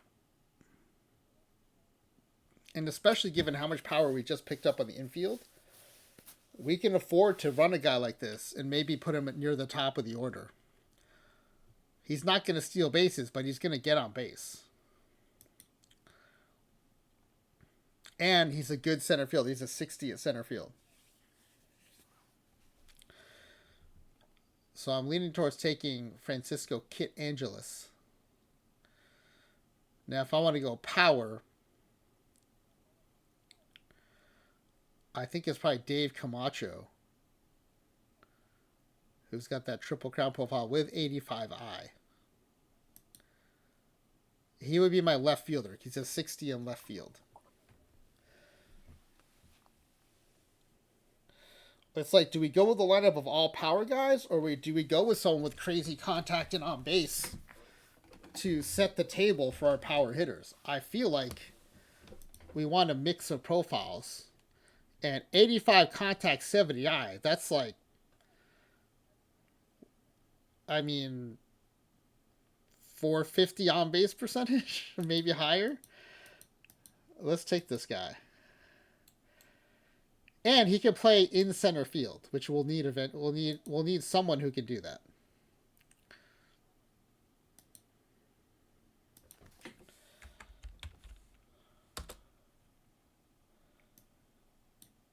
It was tempting to go with that other left field guy, but we already have other batting profiles like that on the squad.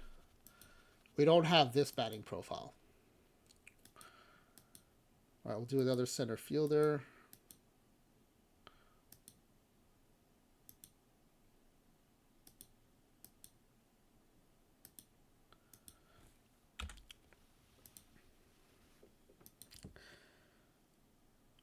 Lots of power.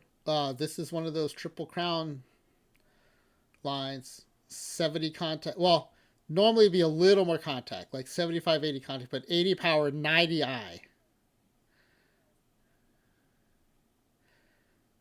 Pretty splitty, though. He's a lefty who's going to crush righties. Look at all that blue.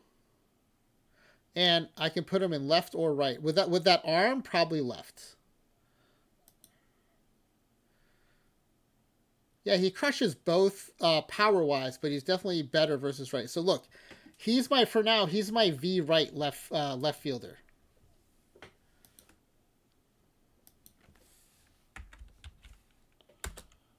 Doberman he's got a cool nickname too, Doberman.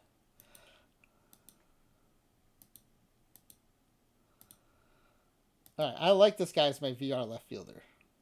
Like him a lot.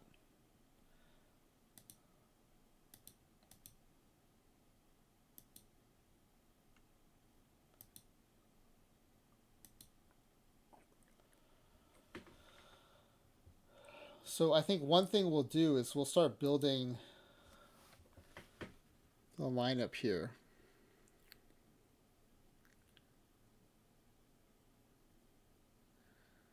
VL catcher is definitely Schmel. VR catcher is... No, this is where we can go Santiago. And then Walker, I like first both.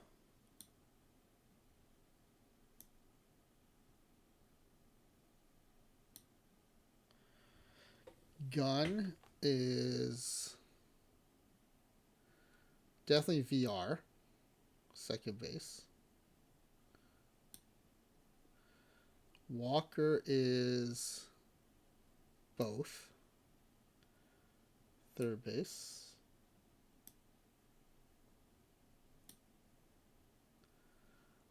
Lopez is versus lefty, shortstop. He'll probably play VR too, but if we get a better one, I wouldn't mind a VR shortstop. Now Cortez is my left fielder.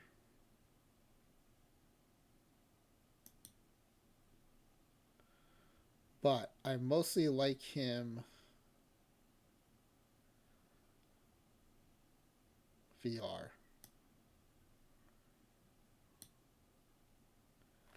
And then Francisco Angeles.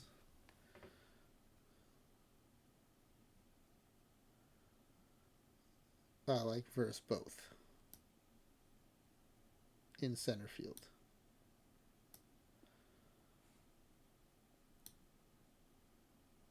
Okay, this helps me figure out what player types we need to still get. So let's do another outfielder. Oh, before I forget, let's delete these guys. And let's do 5 more center fielders. Primarily looking for a right fielder right now.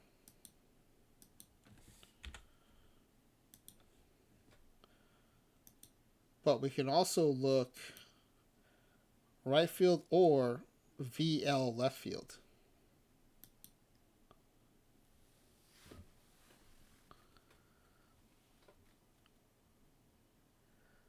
Two 80-80 power I guys.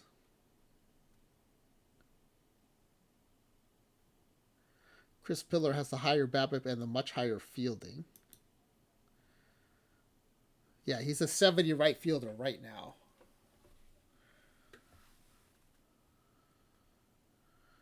How splitty is he? He's definitely a VL guy.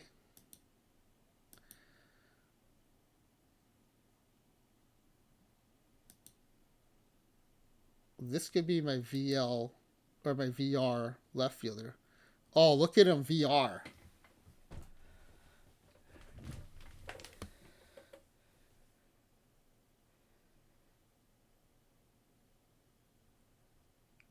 I'm going to take a risk here and take him right now to my VR left fielder.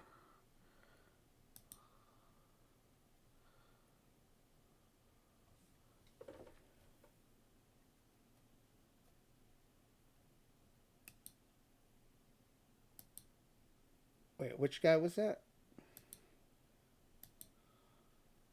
Warner? Yeah. Look at him crush those righties. He's super splitty, though.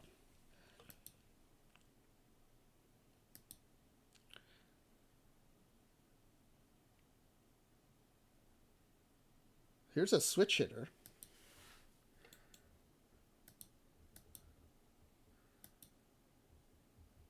Oh, this is interesting.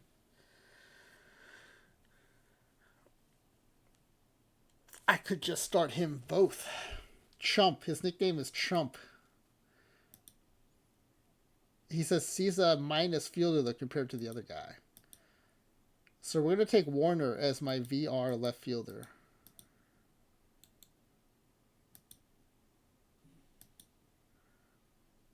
Yeah.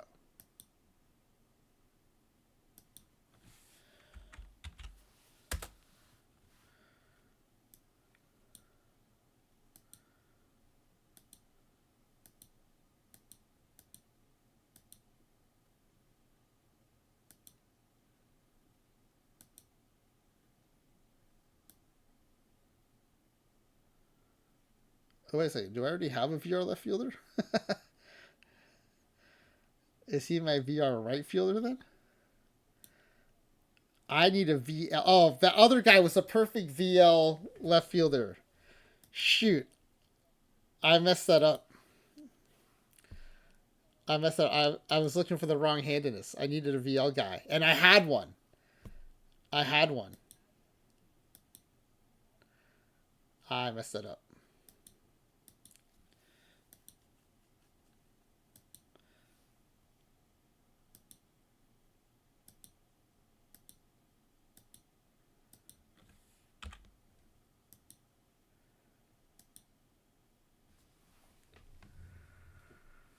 Ooh, 90 power.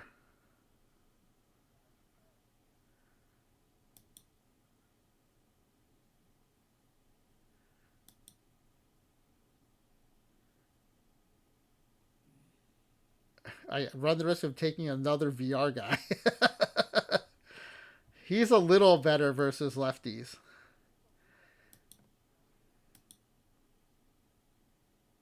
Here's another 90 power guy. He's also lefty.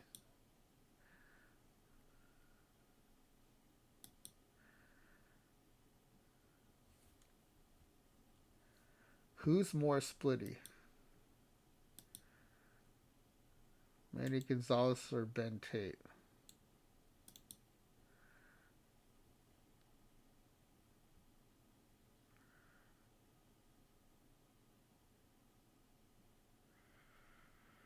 They're basically the same versus lefties, except Gonzalez has more eye. And then Gonzalez is also better versus righties. So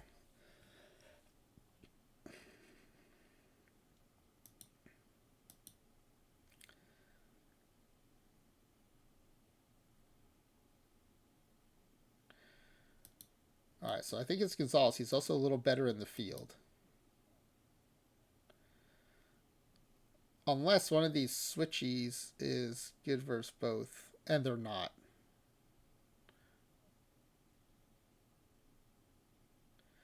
Now Mead might be a lefty crusher. Oh, all 80s versus lefties. And he's not terrible versus righties. So this might be. This is my.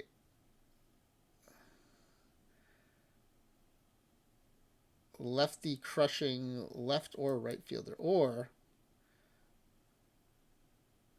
he could just be my DH versus both.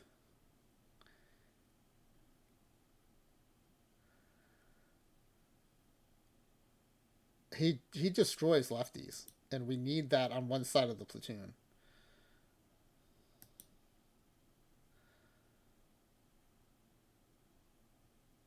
Although it's hard to pass up Gonzalez with his 90 power and 90 eye. I think I'm getting too cute here. I think I just take Gonzalez.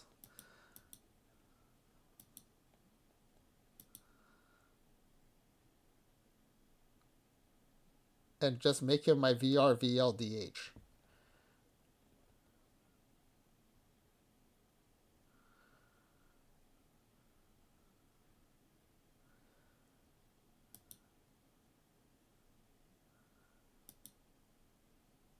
Yeah, I'm going to take Gonzalez.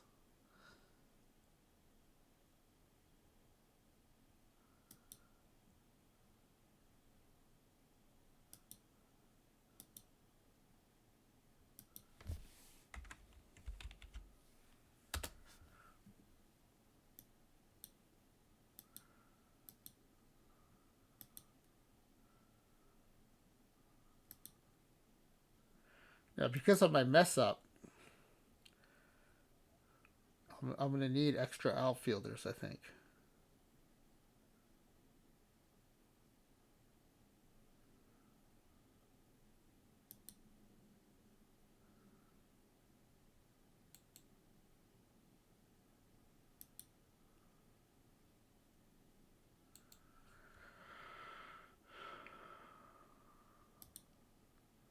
Gonzalez is actually not a bad outfielder.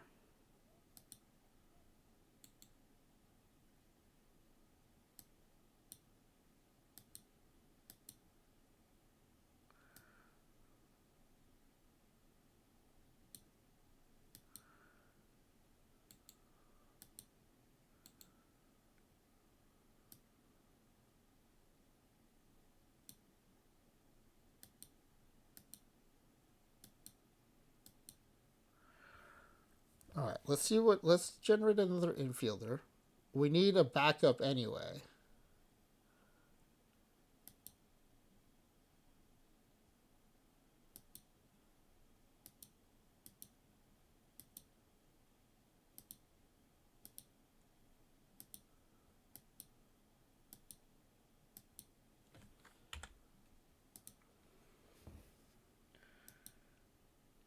Oh,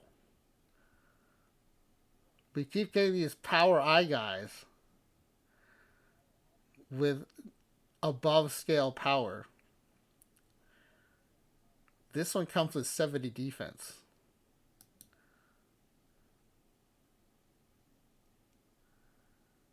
And he actually probably should be your starting shortstop. 70 defense at shortstop. And he's actually pretty good versus both here. He slightly favors righties, but he's good versus both. So let me just take a look at this other 70 fielding guy. He has better contact.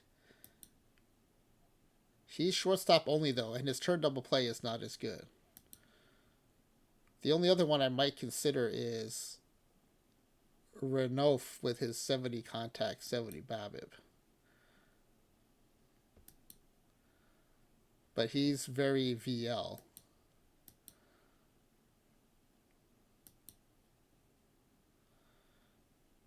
Now, we could use a VL second baseman, but we can actually move Lopez to second base VL, right? He's better VL. Yeah, he crushes lefties, so that's what we'll do. We'll move Lopez over here to second base. And we just got a better shortstop. We'll take Sam Collins.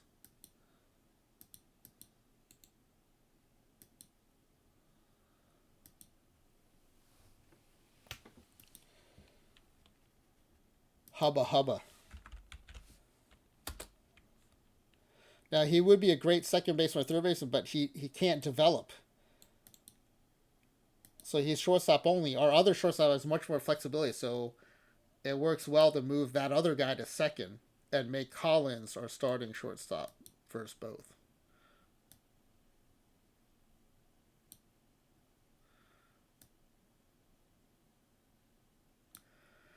Okay, we still need a couple of VL bats, including maybe a DH and a left fielder. So let's do another center fielder.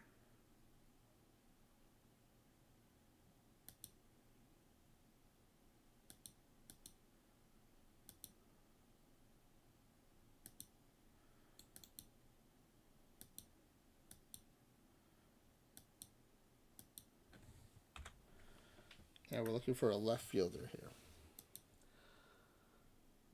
All 80 power guys. This one comes with 70 contact. Oh, he'd be a great left fielder, but he can't develop. He's going to be stuck at 25.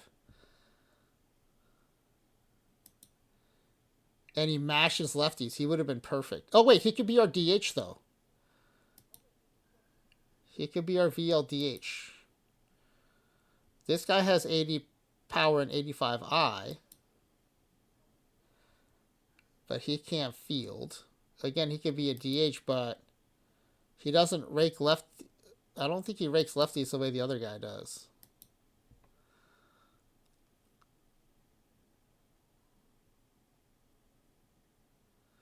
Yeah, Lasco is just too good versus lefties. We're going to take him.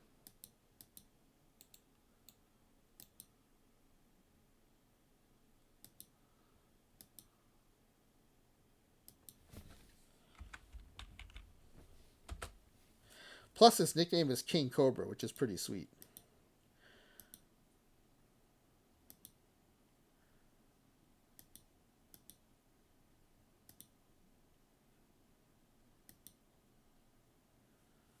So Lasco is going to be our DHVL.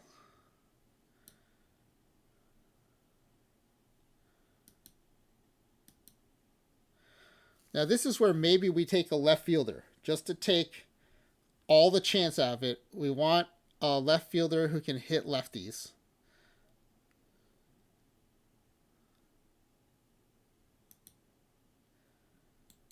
Or we take another center fielder. If they can only play center field, then we can move... Oh, no. Yeah, we do need a left fielder. What does our bench look like if this is our starting lineup? Okay, Warner can back up everywhere. He's our DH. Lopez is a backup infielder or a platooning infielder. Yeah, Lopez starts at second versus lefties, but can play outfield. Yeah, so let's just go left fielder at this point. We're giving up the position flexibility, but we need someone who can play left field. And I'm worried that we'll generate a center fielder who can train up in left field, but they can't train because development's turned off. This is the special case where we actually ask for a left fielder. Oh, and we get one with 90 power.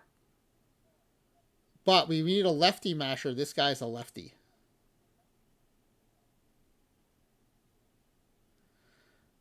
How about Brad Torrens?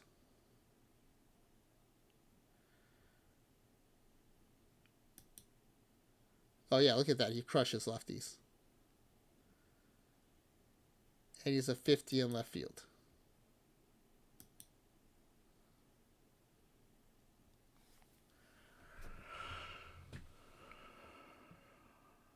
I hate to miss out on another 90 home run guy, but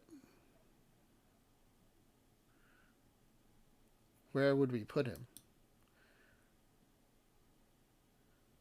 He's a VR guy. We've got more than enough VR guys.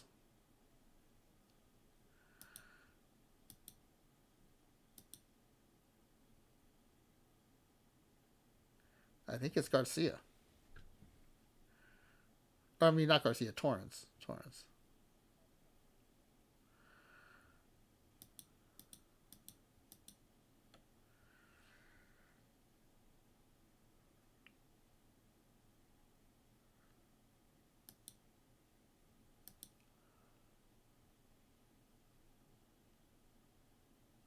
Well, McNamara also good versus lefties and a slightly better left fielder.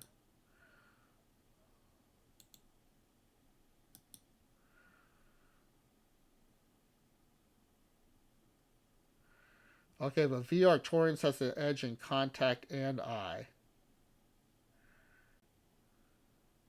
Yeah, we're going Torrens.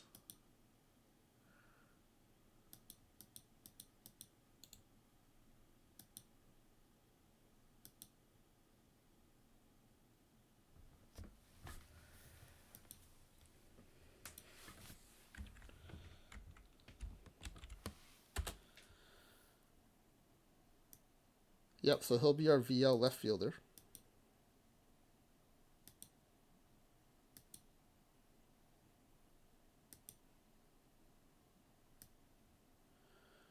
So our starting nines are set VR and VL.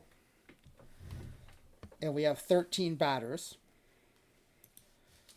We have 12 pitchers.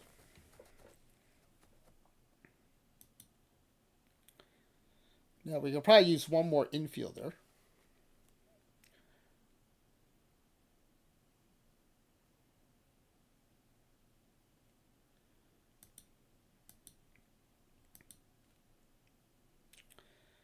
Yeah, we're a little thin at second base. Second and third, we only have one backup each. It's the same guy, too.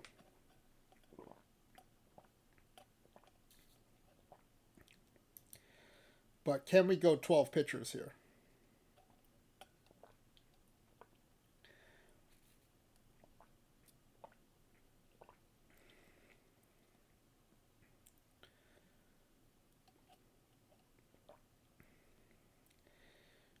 I mean, we've got 3 starters with stamina over 60. We've got 3 bullpen pieces, stamina over 40. And even others are 35 stamina, which isn't bad. Yeah, fine to be. I'm leaning towards 13 pitchers too. I just don't love this depth chart with the same guy as our only backup at second and third.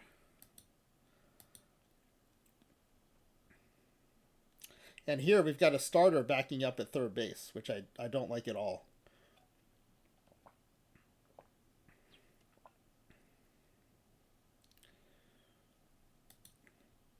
I think when I messed up that lefty-righty split in left field, I ate up another batting spot that I would have then used as a pitcher.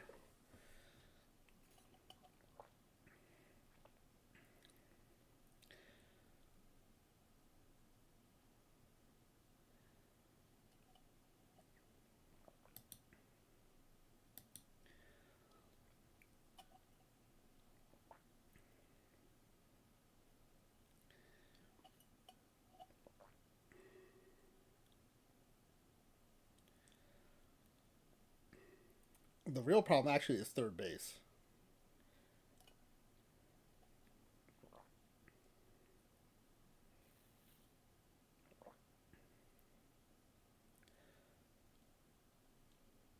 So I think, and the postseason is when it's really going to matter. And then we can go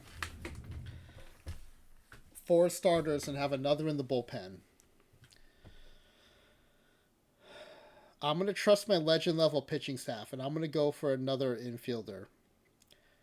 And basically, either hope for a starter that can push a really good player into a utility role, or just get a great utility player. And the reason I can't go 13-13 like I like to is because I messed up that platoon thing earlier. So we're set to be a really nicely laid out squad until I messed that up.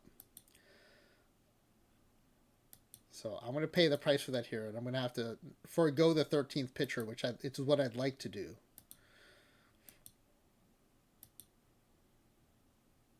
Well, part of this, though, without injuries and suspensions, our bench players don't play a ton.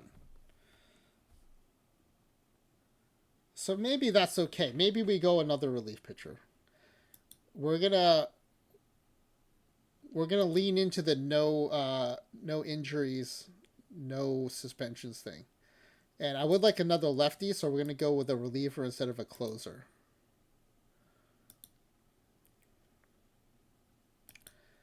Yeah, I think so fine, David. When I think about how little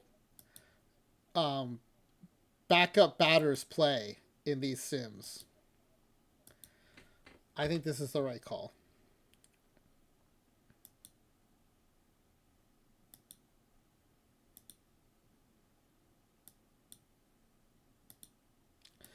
And hopefully get a good lefty here. Oh, 75 stuff, 75 home run suppression, 55 control, 40 stamina. Taylor Davis, you're my dude.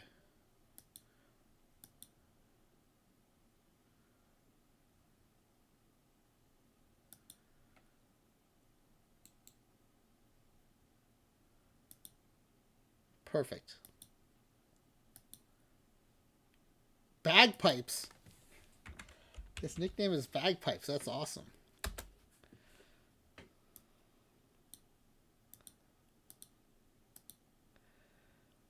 All right, so our team is complete. Before I do strategies and stuff, I need to take a little break.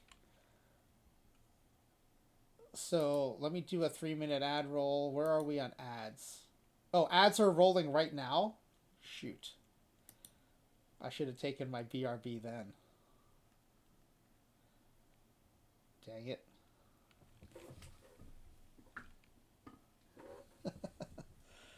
Alright, let's see. Next ads run in 27 minutes. Okay. So I'm just going to put up the BRB. Or should I put up the batters? You guys can look at the batters.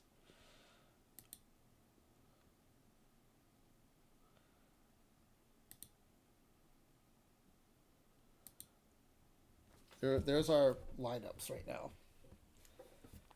And I will be right back.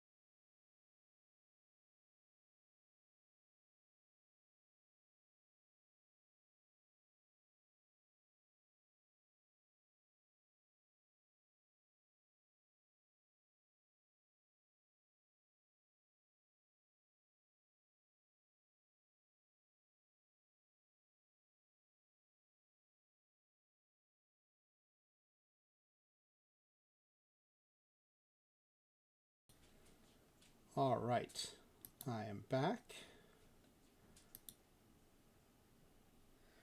Yeah, so let's set some strategies and lineups here.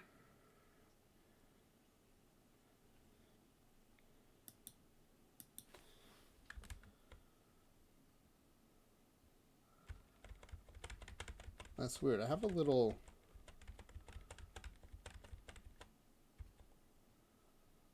pop-up here that I can't seem to close.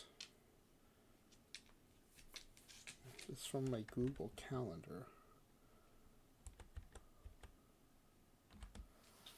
What if I go to the calendar? Can I close it from there?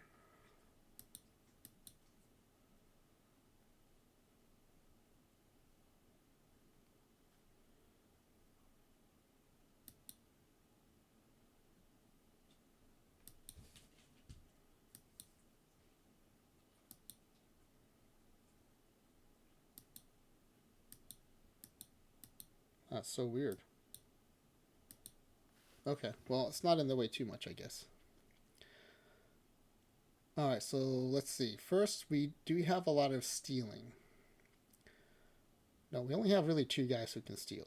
So, and one of them, Warner, is only playing versus righties. And Gunn is also only playing versus righties. So when we have a lefty, when we're playing against a lefty, we have almost no base stealing. And in general, I don't like a lot of small ball stuff. So we're going to go just set our strategy to sabermetric.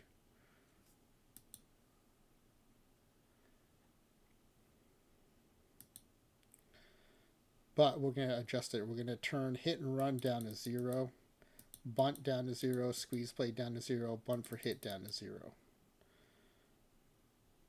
I am going to crank up pitch around and intentional walk a little bit. Hold runners, yes. Infield shifts, I'm going to max out the shifts. We're going to go slow hook for starters because we should have good starters. And a medium, just like -1 hook for relievers. We are going to do left-right matchups. And we're not going to pinch it for position player. Well, we will if there's a left-right matchup. So, yes, and I don't like to use pinch runners. And we don't have much speed anyway, so that's fine. All right, let's do the pitching staff first. We've got our starting pitchers. Let's just make the order is right.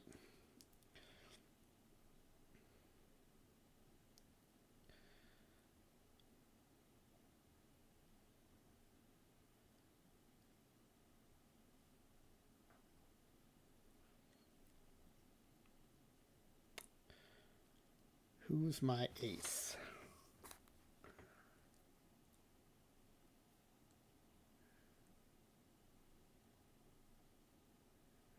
See, I like Caballero, but the AI doesn't. AI's got him pitching 5th. Of course, the AI is a little obsessed with control, I think. They have Alex Diaz as a number 1. That's interesting. Because he's not best at anything.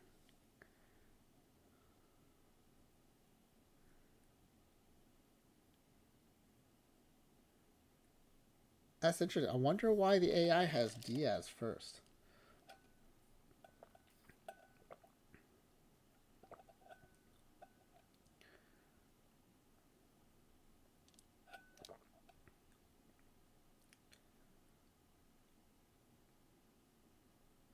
See, I think I like Moles, but if I go back to what the AI did.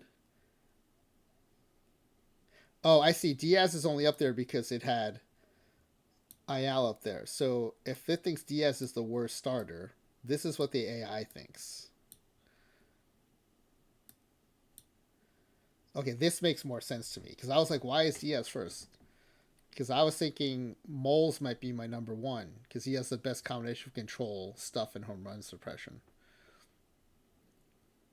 You know what I like? I'm going to go Moles Caballero. and put our lefties. Well, I don't know. So in tournament play, I definitely like to if I try to put if I have a bunch of righties, I try to put them all together to create some fatigue in the VR lineup, and not just give them a bunch of VL rest days. But that's not quite the same here in a season sim. So I'm not going to do that. I'm not going to force the lefties and righties together. So then I think Maynard's my number 2.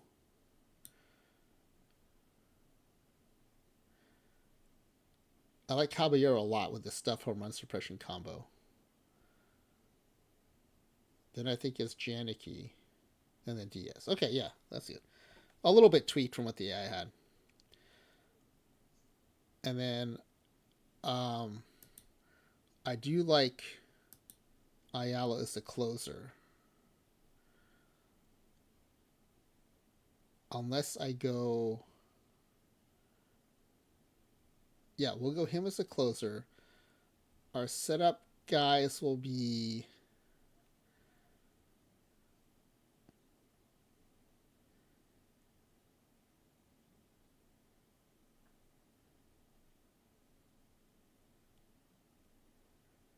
I think pitcher and Singly.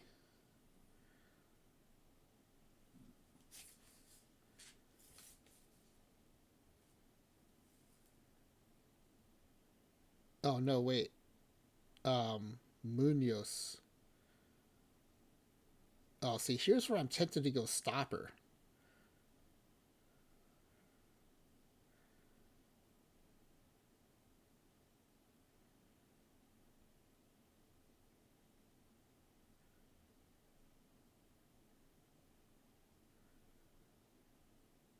No, we'll go Singly, pitcher as the setup guys.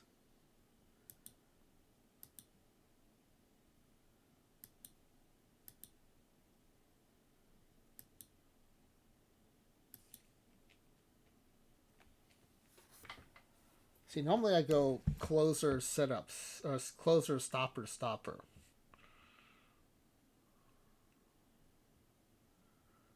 And I really like Munoz as my other stopper.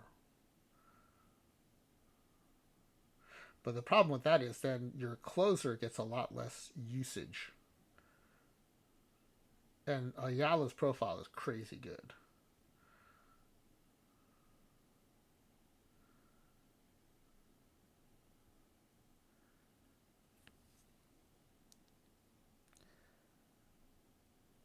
So then we go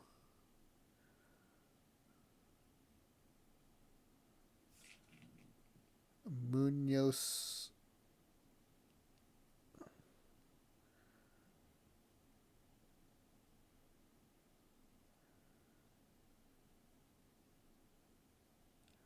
And then Hurd or Davis. There you go, Munoz, Hurd, middle relief.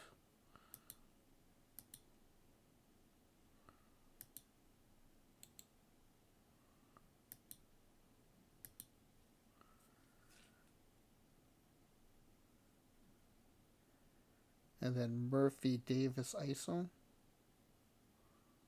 Actually, I think everyone becomes relief and Isom becomes long relief.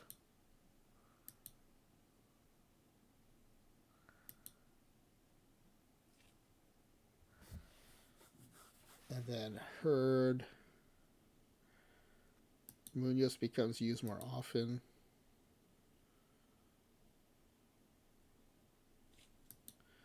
Oh yeah, I like that. I like that. And then Ayala becomes a back secondary use setup. Pitcher and Singley becomes secondary use closers. And Munoz, I think, is also a closer. And then everyone else becomes secondary use setup. And then Isom's becomes secondary use middle relief. Yeah, I like this. I like this a lot. I like that setup quite a bit. Then the only other thing we need to do is turn these starting nines into lineups.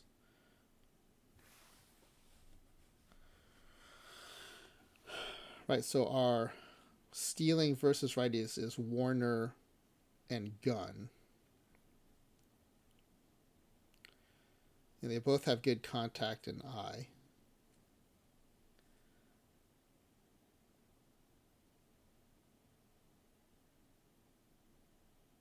So we'll go. Who's better at getting on base? Warner or Gunn?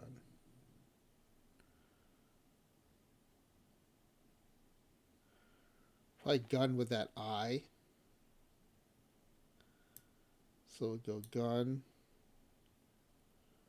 Warner. Now, the interesting thing is I was going to use Francisco Angeles with his high contact and eye as our setup, as our table setter. But 1 and 2, I have our two 80 space stealers. But he's a little underpowered for a 3-hole hitter. I think for the 3-hole, I want Danny Cortez.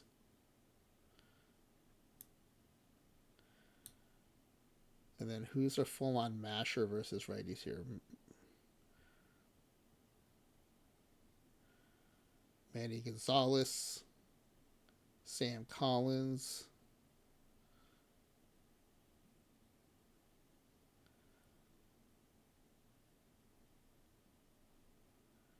You know what? Brett Walker would let us break up the lefties with a switchy.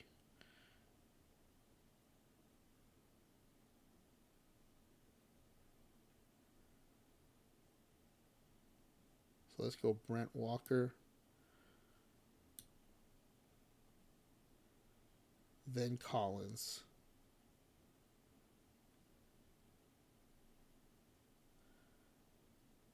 And then we could go Andy Walker.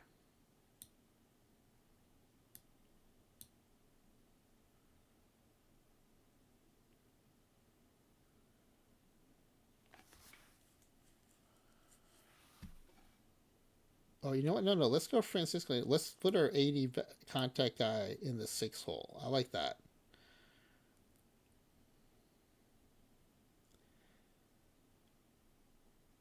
And then we'll go Gonzalez. Then Andy Walker. And then Santiago. Okay. And then versus lefties. This is where I think Francisco Angeles is going to lead off. He doesn't have speed, but he'll get on base.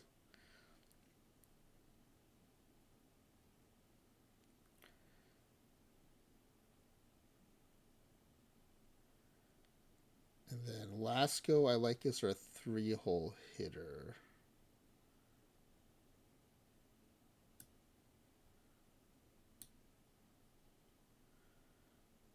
Who's in the 2-hole?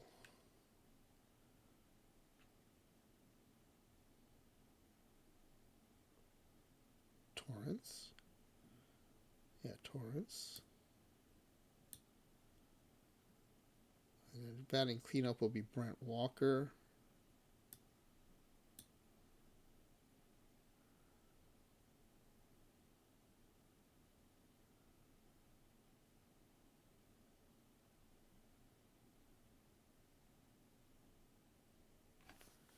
And then Andy Walker. We got our two 95 home run guys right after each other.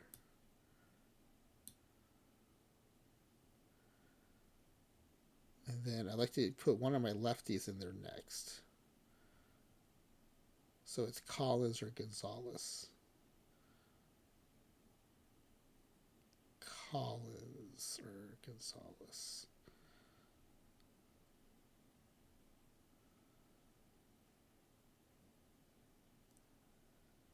Probably Collins, yep. And then Schmel or Lopez. Schmel. Actually, let's move these up. Schmel ahead of Collins. Lopez ahead of Gonzalez. Okay, then let's ask for depth charts and then see what we got.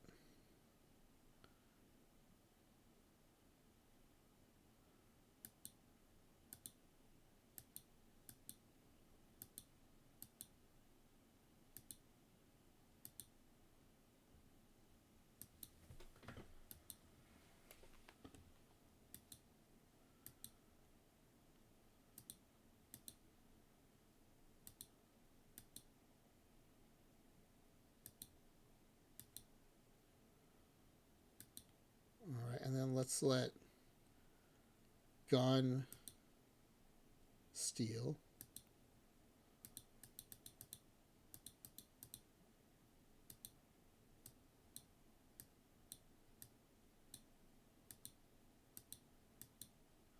So by overriding team strategies, I'm letting these guys steal when the rest of the team is not stealing at all. Same with Warner.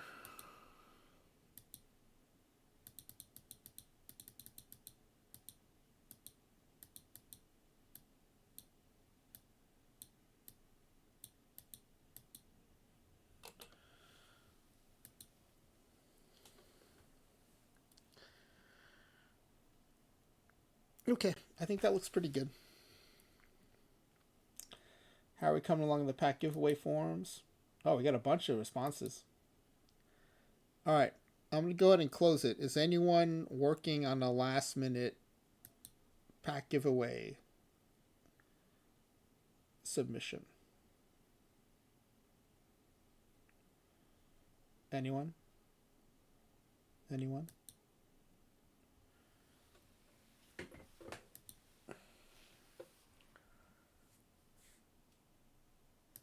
Otherwise, I will go ahead and close. Flying WV is done. Okay.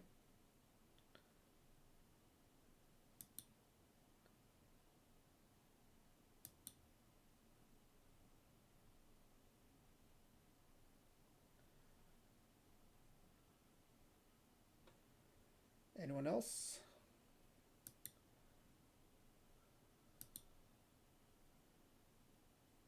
I don't mind waiting, just tell me. But I am going to close the forum if I don't hear from anyone.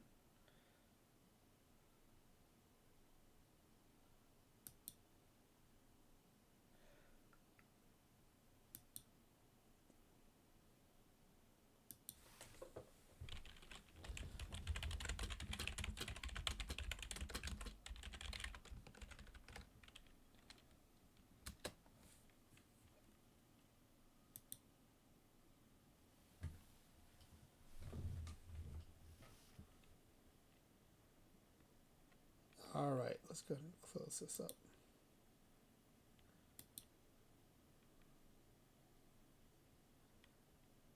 All right, forum is closed. Good luck, everybody.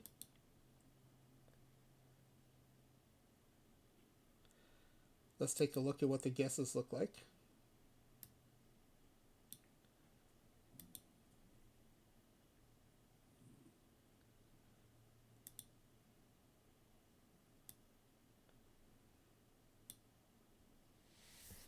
Okay, I don't think the All Legend team is going to have a game score of 1.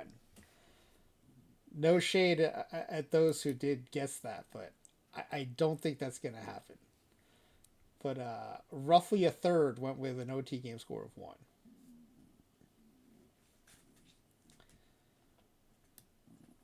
Seven, 8% went with the worst record in the majors, the worst record in the AL, and 15% went last in the division,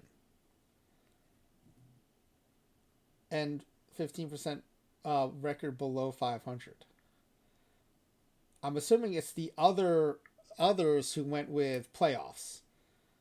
So 85% of you think this team will make the playoffs. 85% also think it'll win the division, and 85% will think it'll make it to the World Series. And 2/3 do think this team will win the World Series. So a pretty wide range of responses when you go from game score of 1 to winning the World Series. I'm leaning towards the winning the World Series side with the 2/3 of you who guessed that. Okay, so now that that's done, first let's save this. Let's also save this as a quick start in case for some reason we need to come back and rerun this.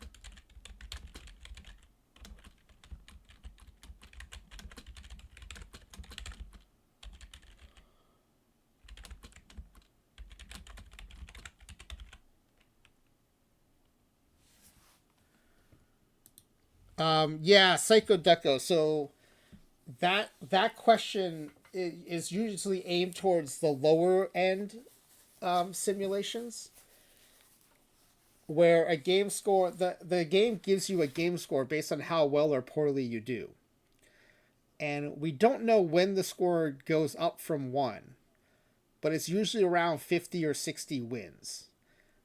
And then we've seen game scores as high as like 2000 something.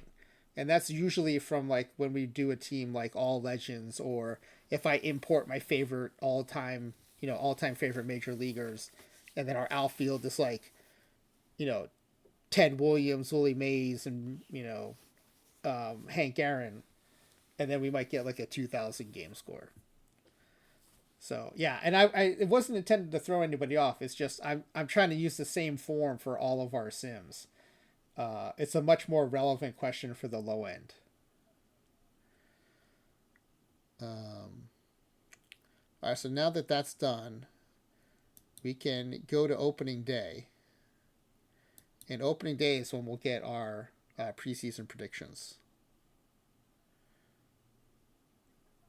Yeah, I know Psycho Ducko. Yeah, I mean, I'm glad you're playing. I hope you'll play again. You'll do much better in that case. But yeah, I feel bad. It wasn't meant to throw off anyone new, but apologies if it did. Okay, so now that we're in opening day, the preseason predictions are ready. So we can go to MLB reports and info, and then preseason predictions. And we are predicted to win 158 games and lose 4. That would actually put us ahead of the 2 tests we did in OTP25. 620 runs, almost double the next best run total of 857. And 557 home runs, more than double the next best team, which is the Orioles at 239. Our team ERA, the whole team, is projected to have a 1.68 ERA. We are predicted to lead the league in strikeouts. It is interesting that strikeouts, unlike home runs, we're not doubling anybody. We are projected to be the highest, but we're not doubling anybody. That said, runs scored were like a third or a quarter of most other teams. A third, I guess.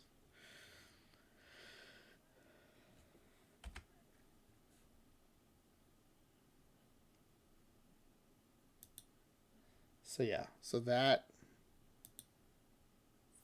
is pretty interesting. And then top pitchers and batters. Okay. We are projected to have the top 1, 2, 3, 4, top 5 batters and 7 of the top 10. And our starters are the top 5 starters in the league. I do feel good about where we put Moles and Caballero. They are predicted to have the 2 best ERAs in the league.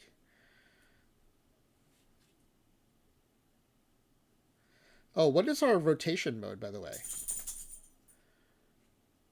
Strict on occasion, highest rested. Given the depth of our rotation, the quality, I'm okay with that. Especially now that I've seen the projections. Janicki is projected to have our worst ERA. And actually, we went Janicki ahead of Diaz.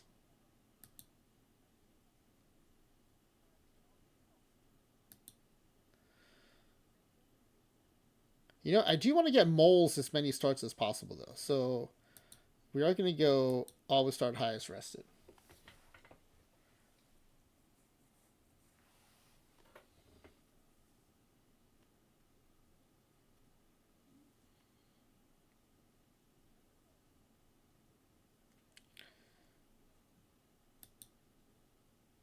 So let's screenshot this. All right, now let's. Now we got to go to our opening day because this is the UK series, I think. So we're gonna go to March 28th.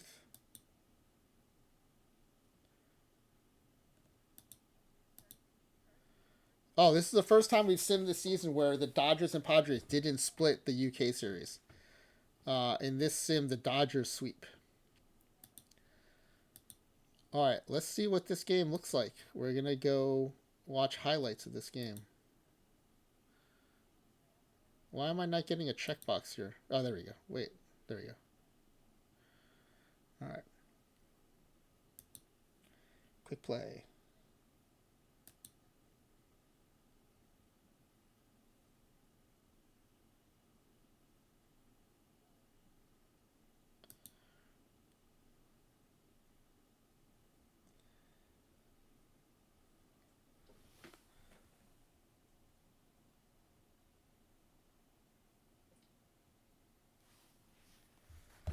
All right, Brad Torrens, scoreless first, top of the first. Torrens up with 1 out, full count. Oh, that's a deep shot to left field. And that's gone. Top of the second, Detroit has a runner on. 1 out, 3-0 count, draws the walk. Moles, what are you doing? 2 runners on with 1 out, facing Andy Walker. Oh, no. He got out of that inning. We're now at the bottom of the fourth. We got runners at first and second, and Andy Walker facing Schoolball. Ground ball past the shortstop. Runner had to hold up, though, so he may not be able to score. Yeah, he had to hold up to make sure it got past the shortstop. So, bases loaded for Mike Schmel, our power hitting catcher. 1 out in a full count. Line drive past the second baseman into right field. That's a base hit. I think that scored 2. 3-0 lead. Top of the seventh. Detroit has Kerry Carpenter batting with 1 out.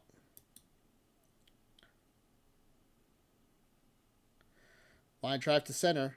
Center fielder was a little late to get a jump on that. And that's the first hit of the game. The no-hitter is broken up in the top of the seventh with a triple.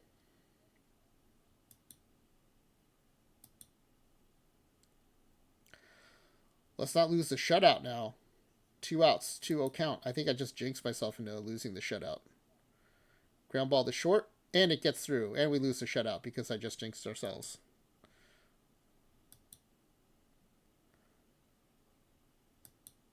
Two outs, full count.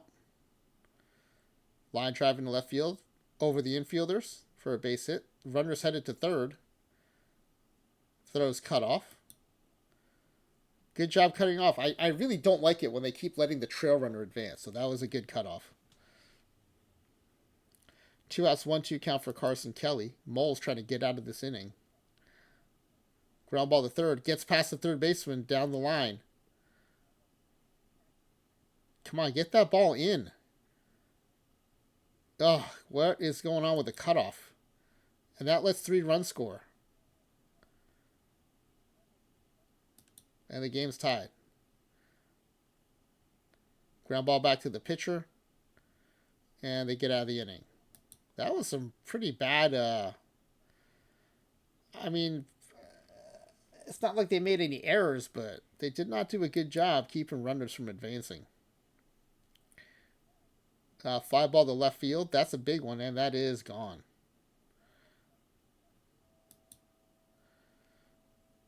Manny Gonzalez. Fly ball to right field. 95 power versus righties. And that's gone. Detroit trailing 5-3. Top of the ninth. 1 out. 3-0 count. Our closer is in the game. Ayala walks him. Full count to Canna. Strikeout and throw out. Strike him out, throw him out. Double play ends the game. I don't think I can remember the last time I've ever seen that happen in a sim or a real game. Strike him out, throw him out, double play to end the game. That's pretty awesome. Would suck to be on the other end of that, but that's pretty awesome. So Ayala gets his first save. Moles gets the win. Home runs by Gonzalez, Collins, and Torrens.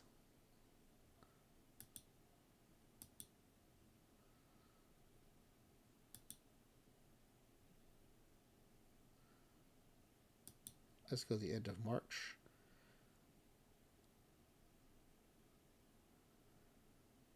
We are 3-0, one game ahead of the Royals. And let's do the month of March.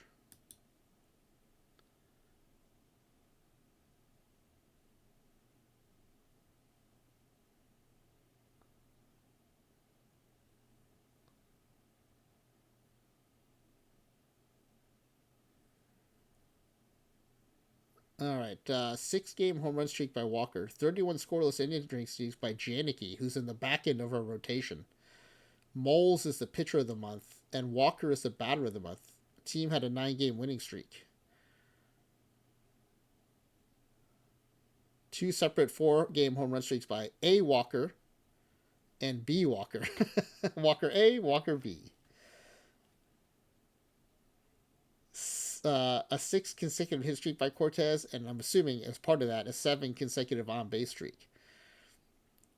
All right, let's go check out these batter and pitcher of the months by Moles and Walker.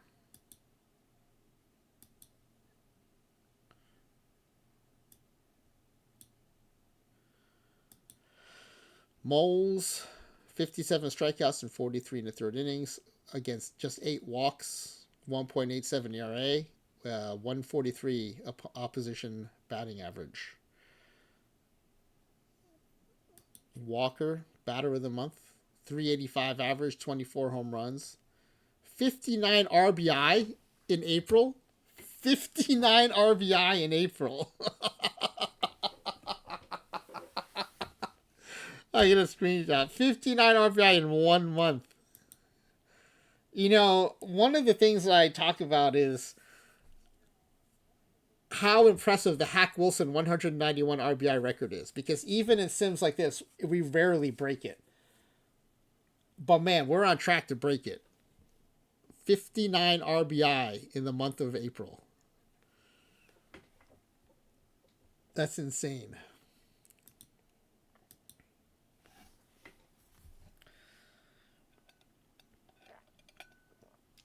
Yes, 24 home runs by Walker. Yeah. 60 RBI total. I guess he had one in March. He's already at 60, and it's May 1st. All right. 28-3, 903 win percentage. It does go to show, though, how hard it is to not lose games. Like, this team is so good, and we've still already lost 3 games. I mean, not that that's a lot, but it's not like college basketball where you can conceivably go undefeated for a whole season. Like, you're still going to lose games somehow because it's baseball. Like, how did we lose those games? I'm not complaining. I'm just like, how, like, what happens? Like, a 4-5 loss, a 2-5 loss, and a 11-12 loss in 14 innings. Like, it happens no matter how good you are. Like, we're winning 22-1 or 13-1, and we still lose 2-5, right? It's still going to happen.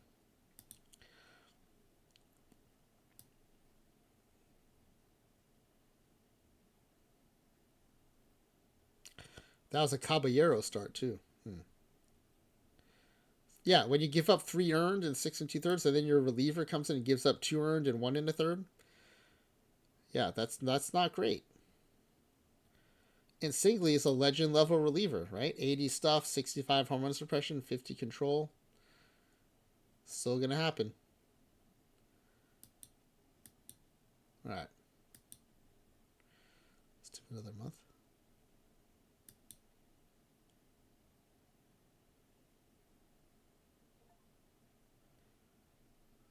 Well, we're on a winning streak here. We're stuck on those 3 losses. Yeah, we had a 25 winning streak. As soon as I complained about, not complained, but as soon as I observed that we lost 3 games, we win 25 in a row. Okay, these streaks are crazy. 17-game run streaks and 16-game RBI streaks. Because you have to get on base and then you have to get driven in. Or you have to have enough runners on ahead of you that you can knock them in. It's not, they're not records you can get by yourself. Those are crazy.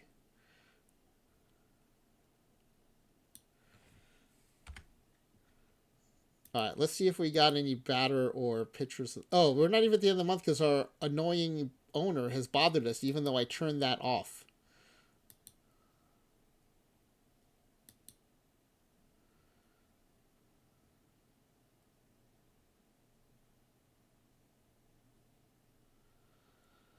$55-4. We're on a 10-game winning streak.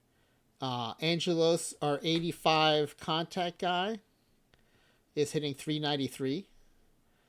Brent Walker, potential triple crown position, 371 average, 39 home runs, 96 RBI. It's June 1st, and he's got 96 RBI.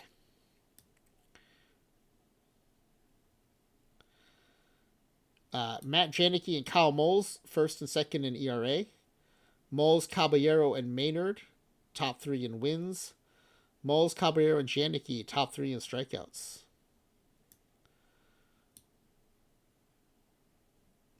I guess, are we not having enough save situations? Because we're not anywhere on saves. We might be too far ahead in some of these games. Yeah, Ayala 0-0 with 7 saves, a 0 ERA. 15 strikeouts in 9 innings, 1 walk, 3 hits. He is dominating, but not getting saves because there are not enough save situations. Bill Pitcher, the pitcher we chose because of his name and his profile, 9 2/3 innings, 14 strikeouts, 0 ERA, .93 WHIP. You have one guy with a negative WAR. Who is Taylor Davis?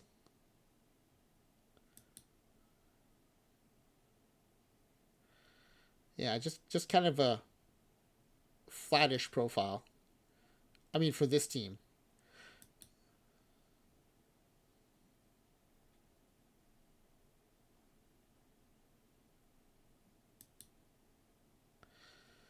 All right, well, let's sim the month of June.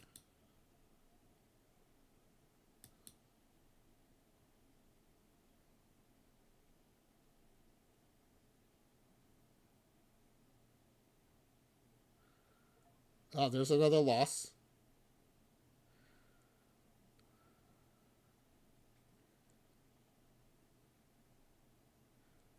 A 56-game on-base streak by Cortez.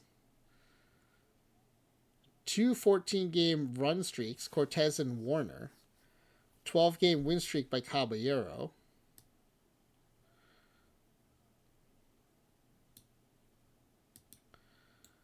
And what was our win streak? We had another win streak, but it didn't register. I might have to count it up.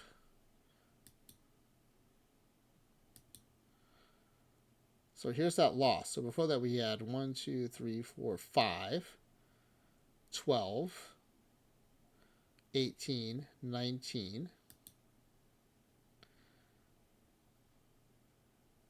24, 29. Another 29-game winning streak between losses there.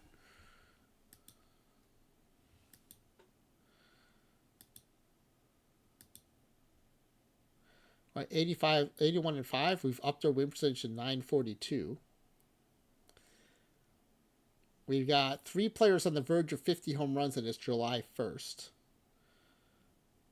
Brent Walker's up to 123 RBI. And Angelos and Warner are first and second in batting average. We've got the top 3 ERA pitchers, the top 3 win pitchers, and the top 3 strikeout pitchers. And Moles is in position for a triple crown. Janicki is in position for a second place triple crown. And if Caballero can get the ERA down, Caballero could be a third place triple crown winner.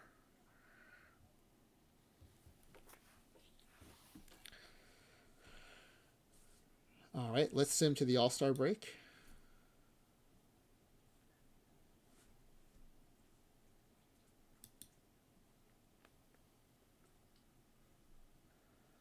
Kind of has somehow grossly underestimated the team again. I mean, I showed you the slide where in OOTP25 they won 154 games, right? I mean, you could conceivably believe that they would generate flatter in OOTP26, I suppose. Brent Walker, our Triple Crown candidate, is the leading vote getter for the All-Star game. We have one more game to sim before the All-Star break. 93-5 and a 19-game winning streak. Kind of thought 38 homers was generous. I mean, they're rated 95. The scale goes to 80. Barry Bonds is an 80 or 85. These dudes are 95, so they're going to hit some bombs for sure. Top 3 batting averages, top 3 home runs. Manny Gonzalez already up to 57 at the All-Star break. Moles is still in Triple Crown position. Janicki and Caballero mostly splitting the other spots, but Diaz is third in ERA. How is our closer doing? 14 saves. 1.2. Oh, the ERA is ballooned to 1.29. But the whip is still down at 0.52. He's given up 8 hits. 2 of them are home runs.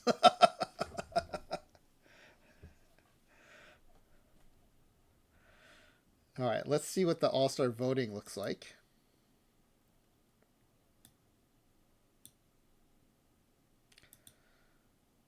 Let's see. Look at that. We don't have... Oh, because we're platooning our catchers. That's probably why. Brent Walker leading at first base and the overall top vote getter. Gunn leading at second. Walker leading at third. Collins leading at short. Cortez leading in left. Angeles leading in center. Gonzalez leading in right. And Warner leading into... Even our platoon guys are leading the voting at All-Star. Are we leading in every positions except catcher? We are. How are our catchers doing, actually?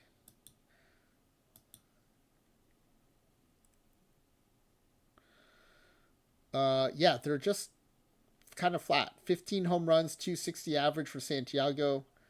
4 home runs, 256 average for Schmel. Even at a rate basis, even if they weren't being platooned, I don't know that they would make the All-Star game.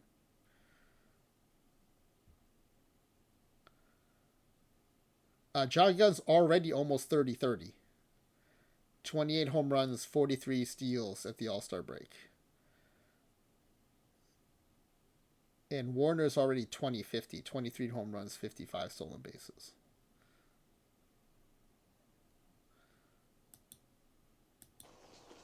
Why do you keep All following right. me around? Oh, we didn't go... I didn't look to see the pitchers. It does seem like they've kind of fixed the creative players not getting votes in the All-Star game here. Moles, Janicki, and Caballero are getting votes. First, second, and fourth in voting. All right, let's see who's actually selected. Caballero, Diaz, Janicki, Maynard. Our whole starting rotation has been selected.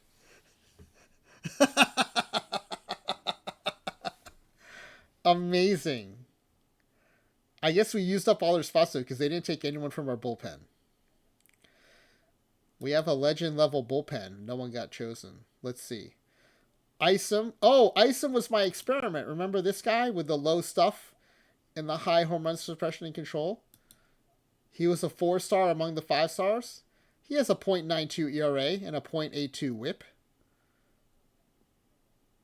I'm going to give myself a pat on the back for that choice. We've got Bill Pitcher, .55 ERA, .8 whip. Did not get selected. And Ayala, 14 saves, 1.29 ERA, .52 whip. Did not get selected. But they took our whole starting rotation, so I guess I can't really complain.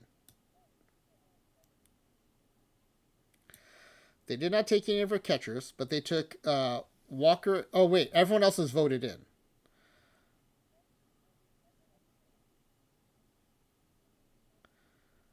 So we should have 13 All-Stars, 5 starting pitchers, and 8 position players, including the DH. But our catcher did not get in, so I think that's 13 All-Stars. But yeah, getting all the rotation selected is pretty cool.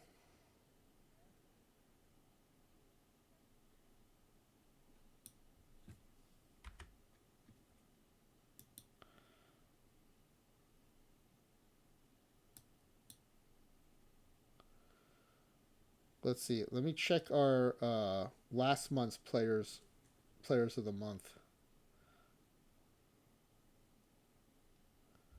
Janicki was pitcher of the month. In June, he went 6-0, 60 strikeouts in 42 and 60 strikeouts in 42 and 2/3 innings, 2.32 ERA. The best batter was Sam Collins, 329 with 15 home runs, 31 RBI. I think we forgot to look at the May batters of the month and players of the month too. Because when I don't get the notification, I forget. And the notification only comes the first time you get a player of the month. So pitcher of the month in May was Moles. 6-0 with a 0.7 ERA in the month. Struck out 54 and walked 6 in 51 in the third innings, giving up 19 hits. 19 hits in 51 in the third innings. That's crazy. And Gonzalez was the batter of the month in May. He hit 409 with 21 home runs and 54 RBI in May. That's crazy. All right, let's go to the home run challenge. We've got Manny Gonzalez, John Gunn, Sam Collins, Andy Walker, Danny Cortez, and Brent Walker in here. Gonzalez wins. Tucker beats Collins. Totally. This game does not like creative players in the home run challenge. I'm telling you. Our creative players, they rarely win the whole thing. And they regularly get knocked out when they're not facing each other. They get knocked out by, the real major leaguers. All right, we're at least guaranteed to win because our two of our creative players made it to the final. And Danny Doberman Cortez. That looks awesome. Danny Doberman Cortez. Get a screenshot of that.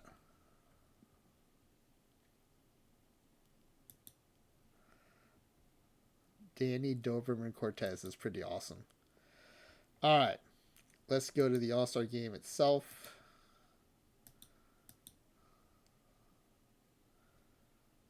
We have a ton of players in this game. And we lose. An all-star game full of our legend level players, and we lose 3-2 to the NL. That's funny. All right, we lost in the bottom of the ninth. Was one of our relievers pitching in the bottom of the ninth? Nope, Clase gets the loss. Our 3 guys were up front. They pitched 3 clean innings. 2 strikeouts each. Janicki completely clean. Diaz and Moles gave up 1 hit each.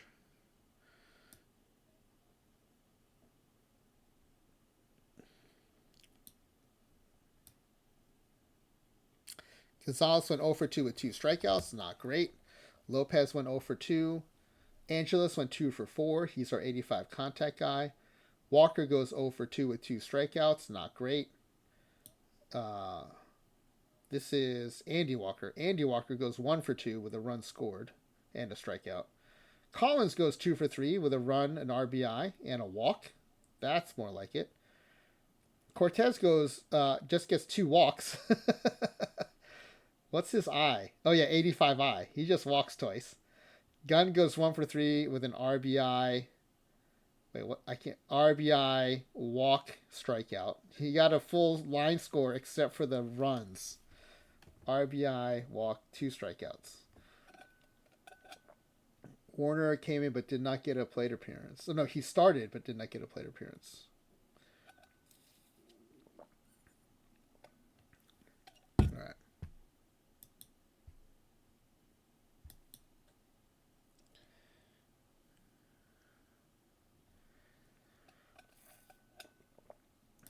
All right, let's finish the month of July.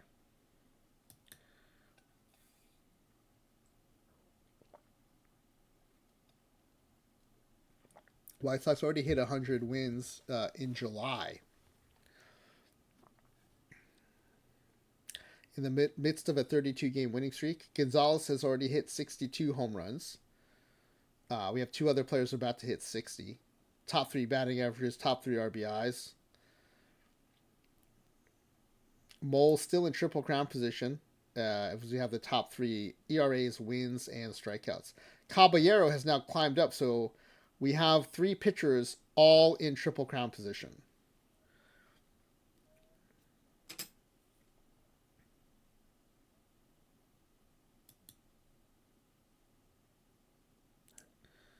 Oh, let's. Do we have any more players of the month?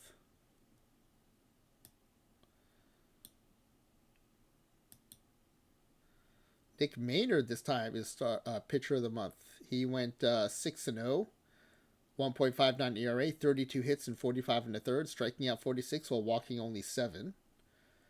And Gonzalez wins batter of the month. He at 362, 15 home runs, 33 RBI, and 34 runs scored.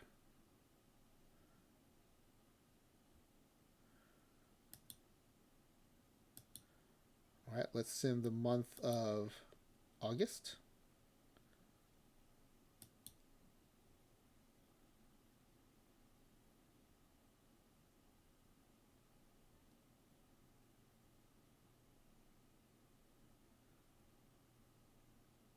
I don't think we lost in August.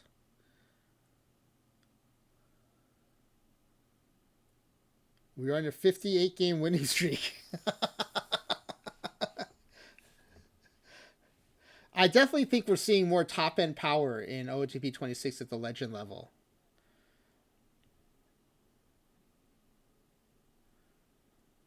Walker is about to break Hack Wilson's RBI record. He's at 189.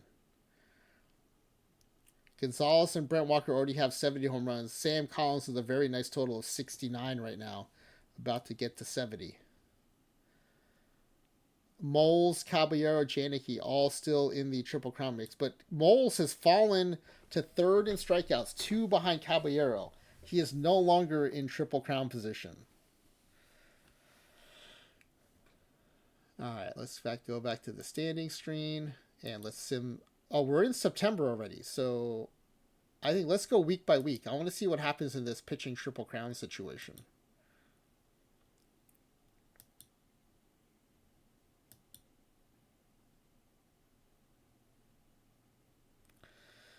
All right, let's see. Batting Triple Crown, we don't have enough batting averages for Gonzalez or Walker, but they are crushing it on the power side. Brent Walker has now broken Hack Wilson's RBI record. The home run record has been demolished. Kyle Moles is now 13 strikeouts. Caballero is now making a move for the Triple Crown. He is now tied for lead in wins, leading the league in strikeouts, but his ERA is 2.11. I don't think he's going to be able to get there. But he's definitely acting as spoiler for Moles.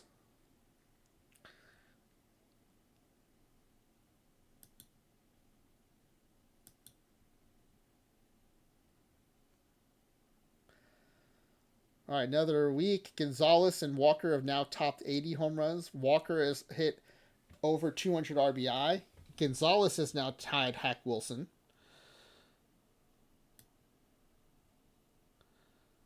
And let's see. Moles is on top for ERA, tied for the lead in wins, and 3rd in strikeouts, 15 behind Caballero.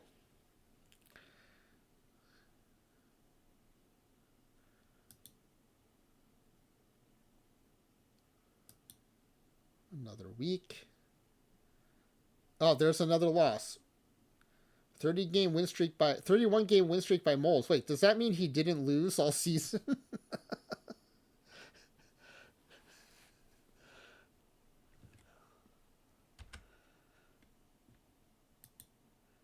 It also didn't tell us what our win streak total was because We had already gotten that achievement. That's a little annoying. Uh, Moles leads in ERA. Yeah, so Moles went 31-0, I guess, because it said it's a 31 game win. Oh, 31-1. Right, because his streak ended. 31-1.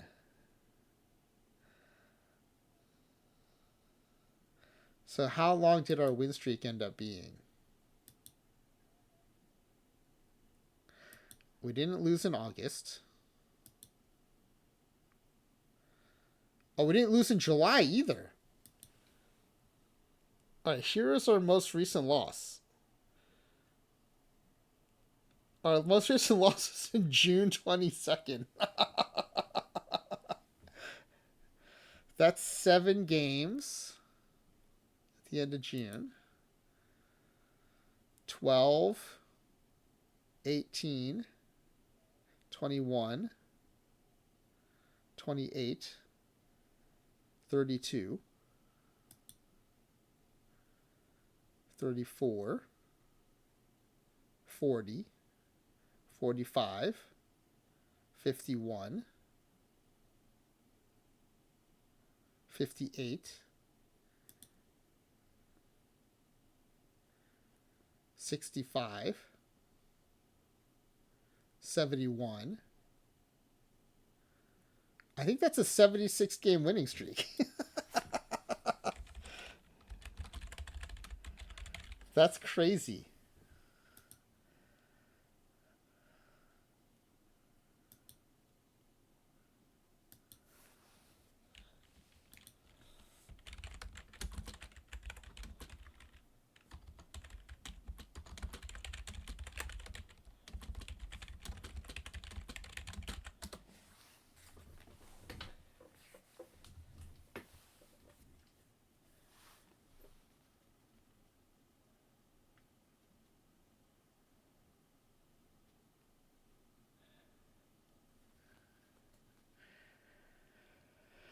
All right, 150-6 with a week left to go.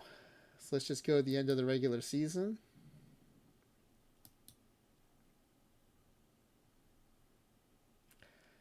$155. We have one more game to go.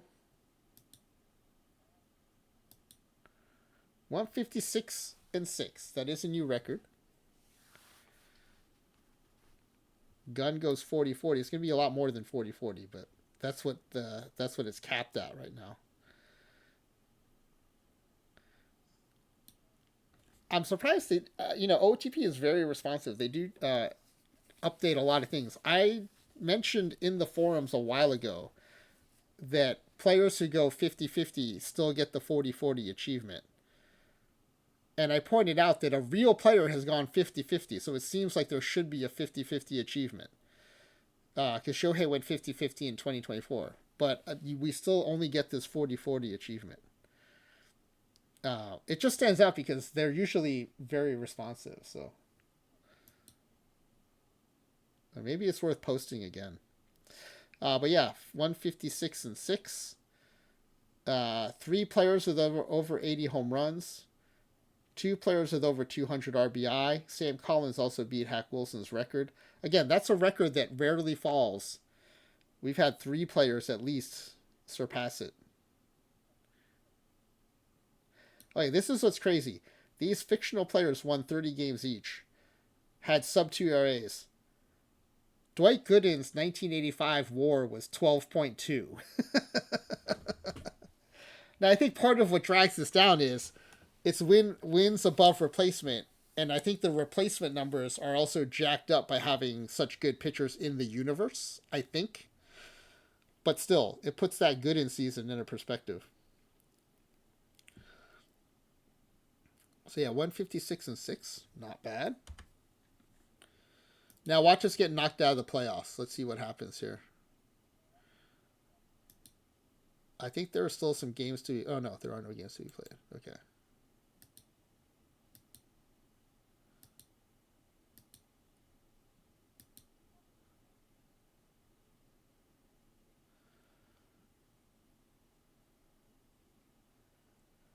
All right, yeah. So let's see. There's one other team that won 100 games. That would be the Dodgers. They won 104.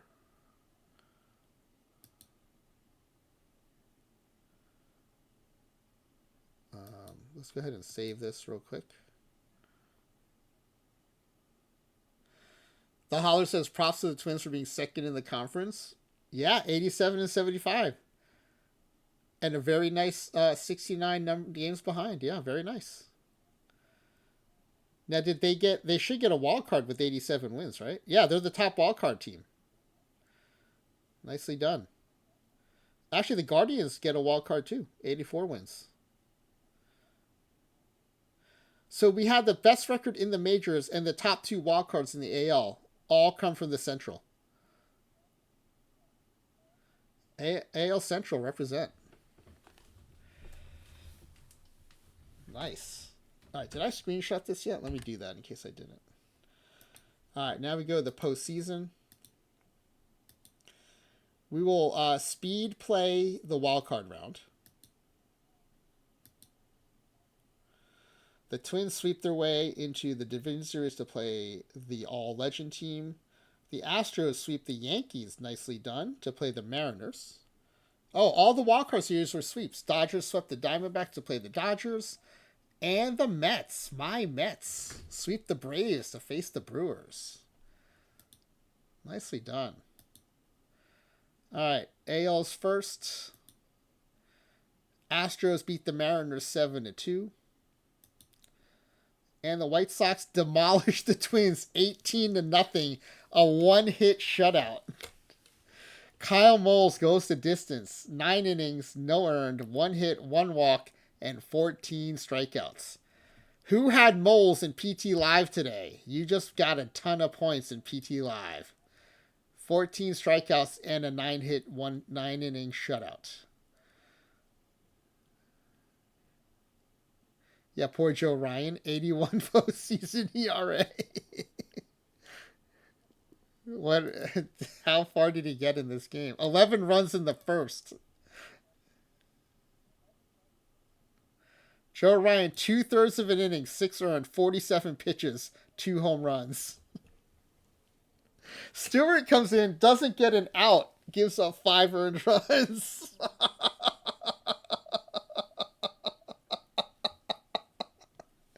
Holy cow. Wow. I mean, I need this just for this this Stewart line score.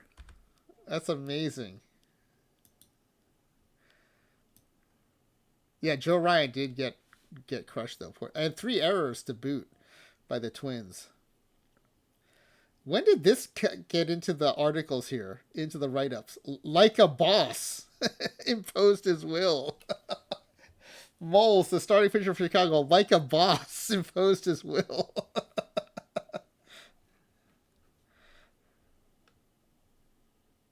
If you get no outs, your ERA does. Yeah, his ERA is still 0. It's actually infinity, but because I mentioned this last stream too. They don't have an infinity sign, so it just stays at 0. Wow, 18-0, 1-hit shutout.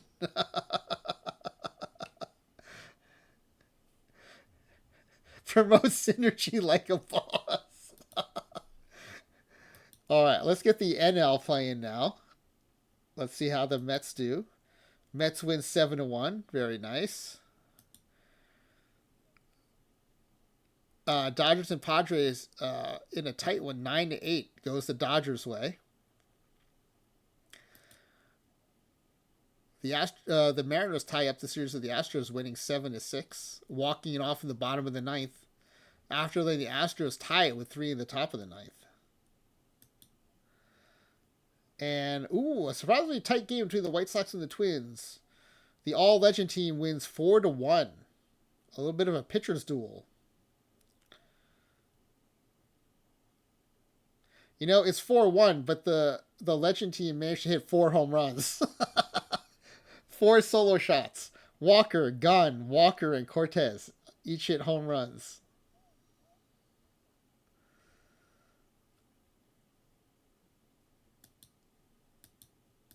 All right, AL's on a travel day. Let's see if the Mets can win the second game of the series. They lose 8-4. Mets gonna Met. Series tied at 1. And the Padres win 6-3 to tie that series at 1 apiece. So the NL is going to be on a travel day with both of their series knotted up at 1 apiece. All right, the Astros break the tie, taking a 2-1 series lead, winning 9-5. And we sweep the Twins. 2 touchdowns in the top of the ninth to win 21-5. We give up a field goal and a safety, but that was no match for our 3 touchdowns. 14 in the top of the ninth. Let's see what happened there.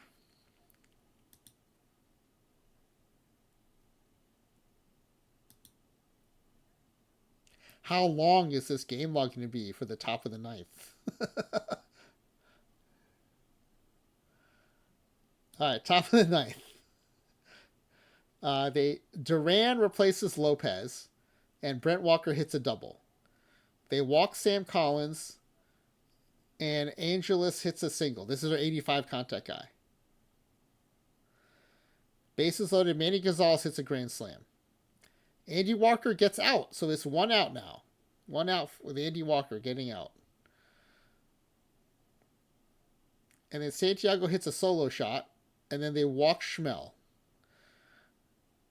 They bring in Josh Stalmont, and then he gives up a double, so it's 2nd and 3rd. Cortez strikes out, so now we're at 2 outs. Brent Walker hits a... Wait, did Brent Walker also hit the grand slam? Oh, no, Manny Gonzalez hits the grand slam. Brent Walker hits a 3-run shot. Again, there's 2 outs. Sam Collins singles. Francisco Angelis, our 85 contact guy, he singles. It's 2nd and 3rd because they couldn't get the runner at 3rd, and Angelis was able to advance. Manny Gonzalez walks. Again, this is all with 2 outs. Andy Walker singles, driving in 2. Brock Stewart comes in. Andy Walker walks. Again, this is with 2 outs. Stewart walks in a run by walking Mike Schmel. Angelo Lopez walking in another run. Danny Cortez walking in another run. Pass ball. And another walk to walk the bases loaded. And then mercifully, a fly out by St. Collins. So many runs walked in. Wow. That's insane. That would have been so painful to watch if you were a Twins fan. All those walked runs. Yikes. All right, with that, we sweep our way into the ALCS. All right. Mets win 6-3, taking a 2-1 series lead. And the Dodgers win 8-1, taking a 2-1 series lead. In the AL, Houston trying to close out the Mariners. Mariners win 9-5, tying that series at 2 apiece.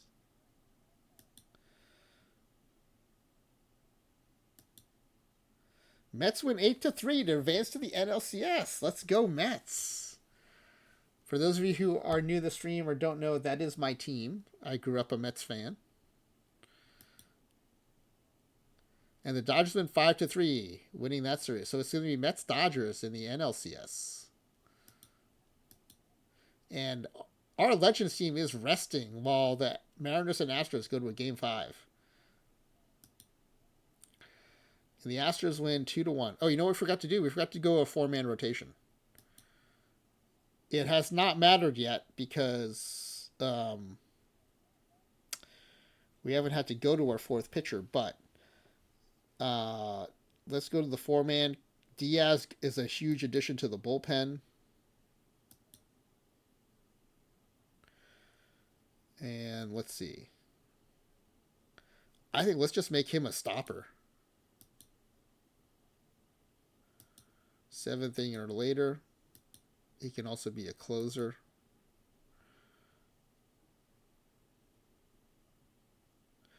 That means Munoz will just remain a setup guy.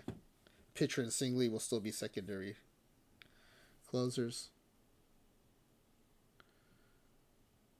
So let's save that. Okay, I'm glad I remembered before it started to matter. I've been forgetting to do that all the time. Okay, let's go back to the scores mode. All right, so the Astros will be facing our all-legend team in the ALCS.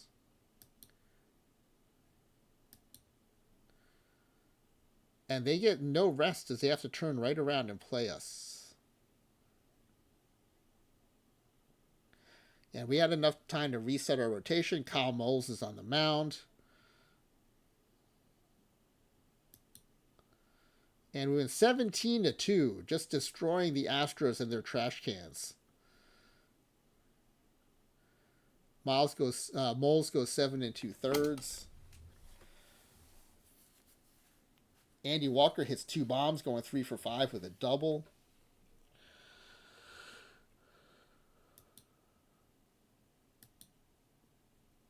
All right, the NLCS is going to start.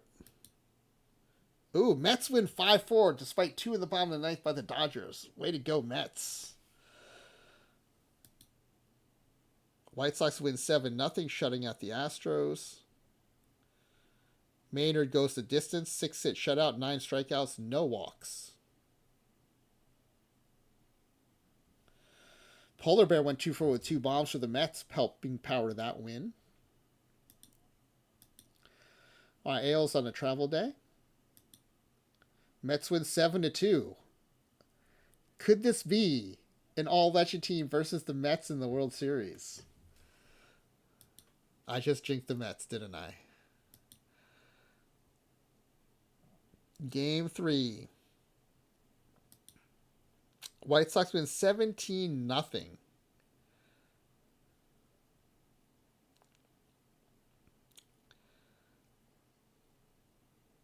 Caballero goes 7 1/3, no earned, 7 hits, 2 walks, 6 strikeouts.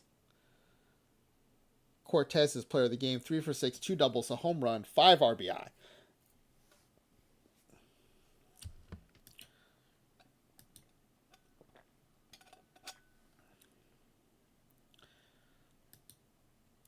Mets win 3-0, a 3-hit shutout of the Dodgers. David Peterson, 5 1/3 shutout innings, 3 hits, 4 walks, 4 strikeouts.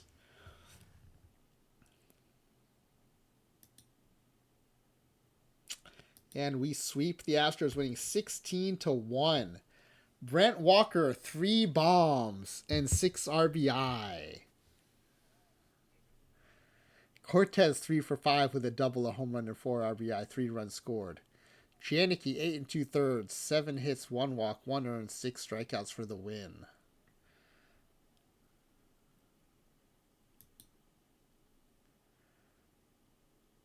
All right, so the White Sox sweep the Astros. The Mets looking to do the same to the Dodgers.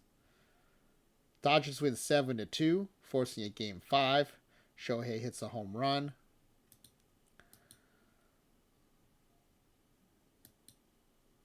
Dodgers win 8-2. Mets are gonna Met. Dang it! I jinxed the Mets. Mets gonna Met. I should have known. 8-2. Dodgers win, forcing game 6. Travel day. This whole time we're resting and resetting our rotation, so that's good for the all-legend team. Mets win 4-1. There we go. Advancing to the World Series. 1 day rest for the Mets. All-legend White Sox fully rested. Heading into game 1. Our rotation is reset. Kyle Moles is on the mound. David Peterson 3-0 with a .47 postseason ERA. Oh! My Mets win! 5-4. David Peterson gets the W. Moles gets tagged with a loss. 2-1 now. 2.78 postseason ERA. 4 runs in the top of the second. Insurance run in the 5th, which ended up being necessary as the Mets hang on to win.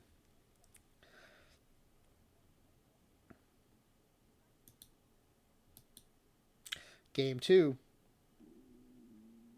Maynard 2-0 and .53 ERA in the postseason so far. Ah, these are tight games. The Mets lose 2-0. Maynard goes 8 innings of shutout ball, 5 hits, 7 strikeouts, no walks. Travel day, so we head back to Flushing. Look at Manaea with a 4-0 record and a 1.27 postseason ERA. Both topping Gus Caballero. White Sox win. All legend team 8-0, 4-hit shutout. Caballero with 15 strikeouts in 7 innings. Stud. All right, all legend team up 2-1. Another win, 13-2. 6 runs in the top of the first was all they needed. Andy Walker hit 2 home runs with his 90 power.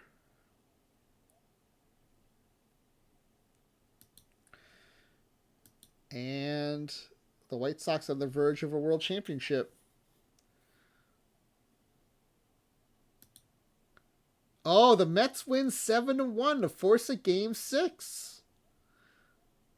Moles takes a second loss. David Peterson beats the all legend team for the second time. 5-0, .87 ERA. Oh, that is crazy. Let's go Mets. Moles is a mole. Secretly a Mets fan.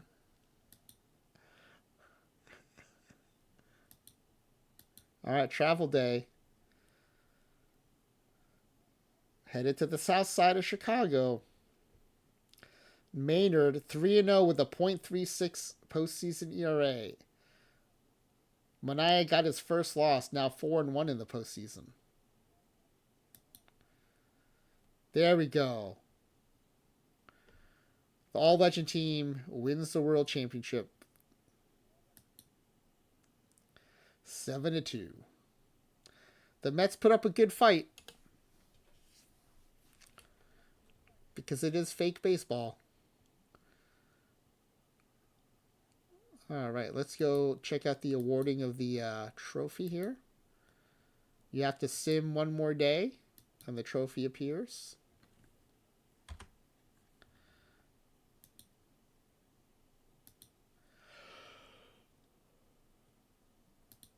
Let's go to the postseason awards. We do that from the mailbox. Actually, let's save that. That was quite a postseason run, though.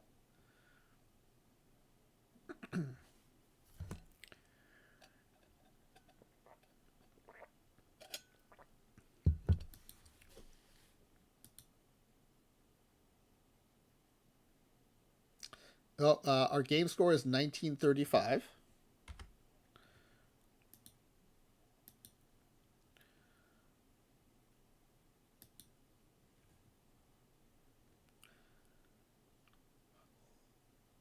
The stats don't even fit on here. The 82 home runs and the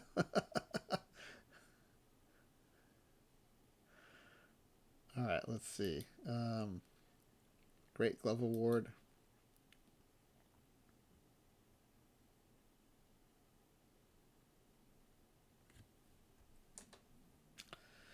We got 2.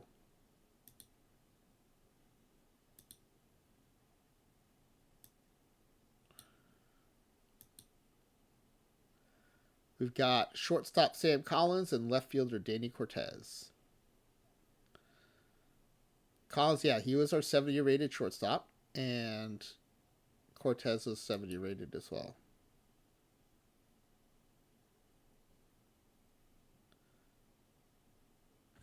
You know what? I feel like our fielders.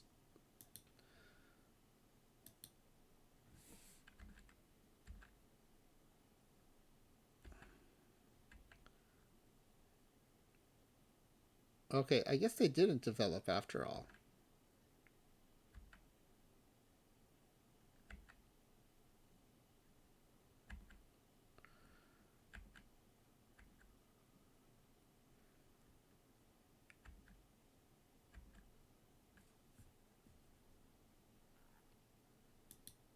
We should test for that next time. I should pay more attention to that.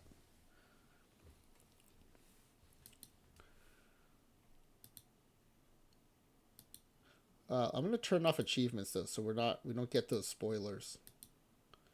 Achievement notifications. We'll turn that off.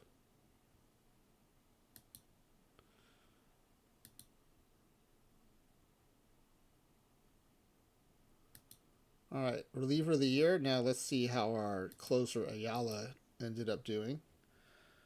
26 saves, 0.99 ERA, 0.58 WHIP, 16.6 strikeouts per 9.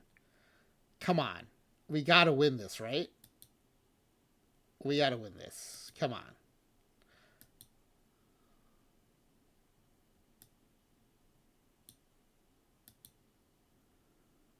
What?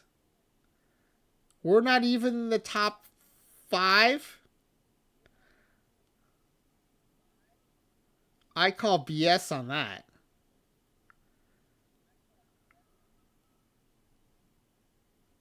That's ridiculous. I mean, if you want to give it the Class A, fine. 3-3, 43 saves, 1.65 ERA. But to not get any votes for a 26 save season with a .99 ERA and a .58 WHIP, that seems broken.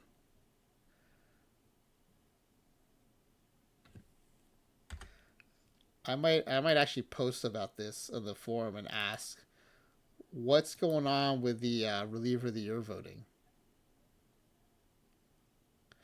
Like, to get no votes is crazy.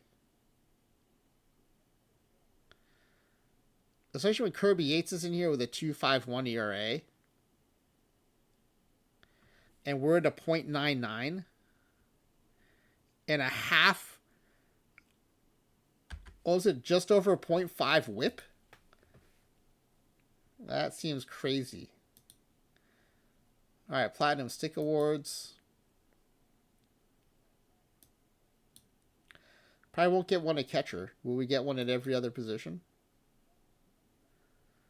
First base, second base, third base, shortstop, left field. Oh, center field. Judge takes it. Right field and DH. Judge and big dumper Cal Raleigh keep us from sweeping the so now our catchers were splitting time. And yeah, 24 home runs, 255. Even if combined, I don't know that they would have won it over Cal Raleigh. In center field, our center fielder is Francisco Angeles, though. He had 349, 14 bombs, 11 triples, 67 doubles, 216 hits. But, I mean, Judge is a tall order to beat. Judge went 313 with 48 bombs, 48. Yeah, he went 40-40. Our high average center fielder couldn't compete with that, so that's fair enough. That one, those two are legit beating us out for sure. All right, Rookie of the Year, we don't have any candidates. Our players are generated average age, so they're already probably not eligible. Even though, do they have Major League history? Do they generate with Major League history? Yeah, no, this is their first year in existence, but I guess they're assumed to not be rookies. Yeah, because they have 6 years of Major League service. This guy's been in the major since he was 19. He just doesn't have stats.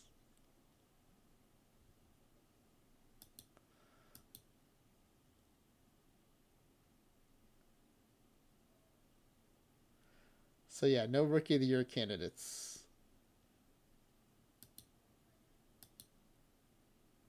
Cy Young Award. All right, who are we thinking here? I mean, Moles went 32-1, 1.6, led the league in ERA, 0.81 WHIP. Caballero, though, led the league in strikeouts, 2.09 ERA. Same WHIP. Maynard was only 0.1 WAR below Moles, 31-2, 1.75 ERA. And then Janicki was third in strikeouts, sub 2 ERA, 31-0. Didn't lose a game. So I think all 5 will get votes. I think it's Moles, Janicki second, or Caballero second. I mean, Janicki went 31-0. How is he not second?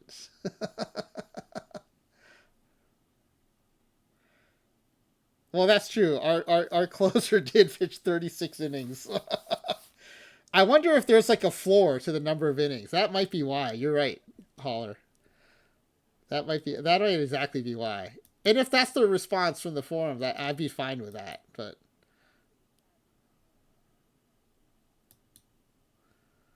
all right, Cy Young Award. I like it when it doesn't have the name. It just says AL Cy Young Award chosen. Moles, Caballero, Maynard. Janicki, 31-0, finishes 4th. And Diaz finishes 5th. We sweep the top 5 spots. Could you imagine going 31-0 and finishing 4th in the Cy Young voting? That would be so ridiculous. Amazing. So amazing. All right, MVP. Who do we got? Look at these OPSs. How many guys above 1,000 OPS? 1, 2, 3, 4, 5, 6, 7, 8, 9, 10. 10 above 1,000 OPS, and Francisco Angeles would round up to 1,000. And his OPS was 977, but he hit 349. We had 3 guys hit 80 bombs. 2 guys hit 200 RBI. 3 guys beat Hack Wilson's record.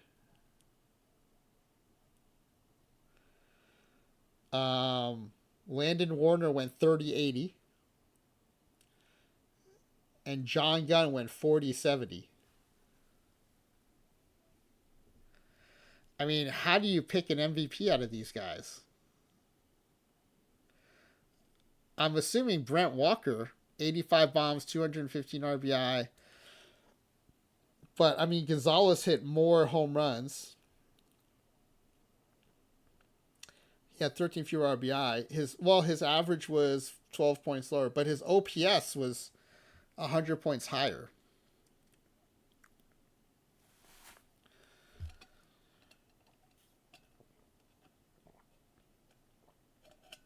But if you go by WAR, shortstop Sam Collins has 15.1 WAR. Imagine what he would have done if he wasn't slumping at the end of the season. All right, I mean, nothing would surprise me here, but I think for some reason I'm thinking Brent Walker.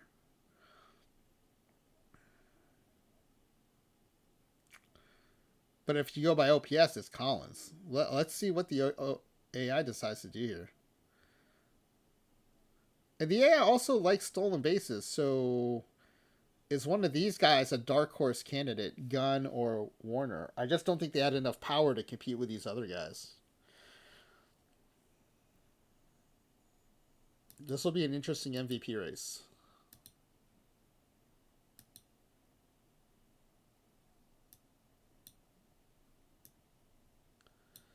Collins, it is. The WAR from Collins takes it. 15.1 WAR. Brent Walker second, Manny Gonzalez third. Danny Cortez, Gunn with the stolen bases, finishes 5th. Walker finishes 7th. And Warner finishes 9th. And Francisco with the batting average finishes 10th. Who ended up leading the league in batting?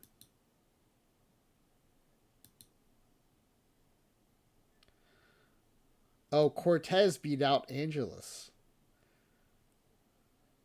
And he had 53 bombs to boot. Yeah, that's why he finished so high. He hit lots of home runs and hit for average. He led the league in batting and had 53 bombs.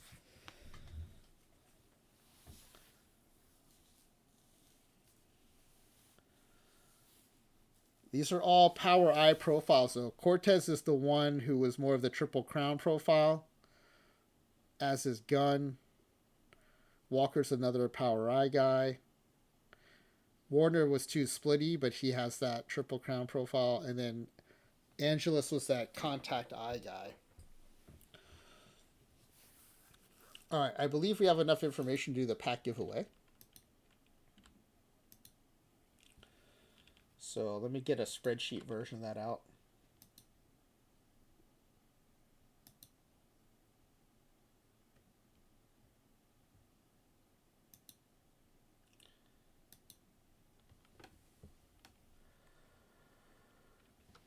All right, let me resize everything.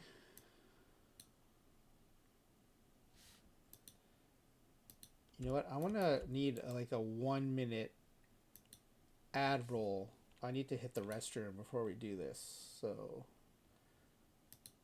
let me just take a minute here and then we'll do the pack giveaway. Well, let me take 2 minutes just in case. You know what? Because, yeah, I'm going to fill my water too, so we'll do 2 minutes.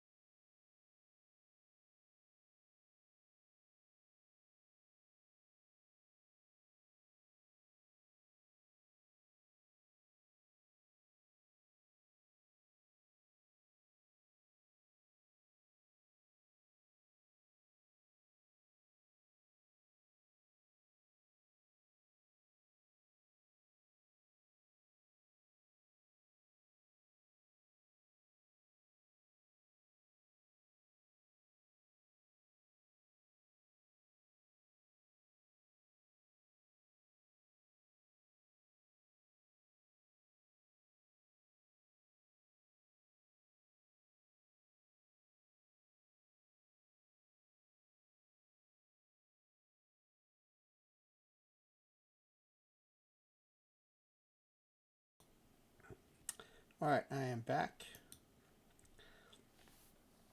Let's resize this form.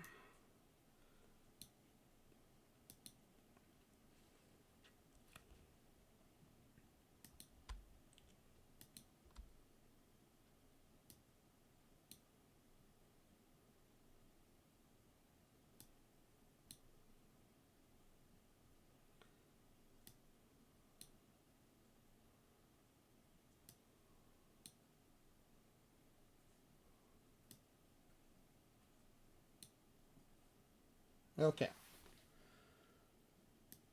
This is the survivor style section.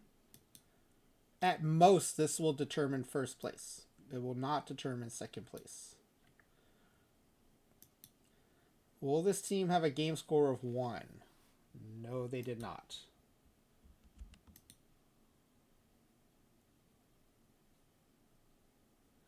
Oh yeah, I did say people who wanted to resubmit could resubmit. So it looks like D Block resubmitted. So we can hide this. I did say that was cool to do today because the title was wrong. So no, they didn't have a game score of 1. It was way above 1. It was almost 2,000.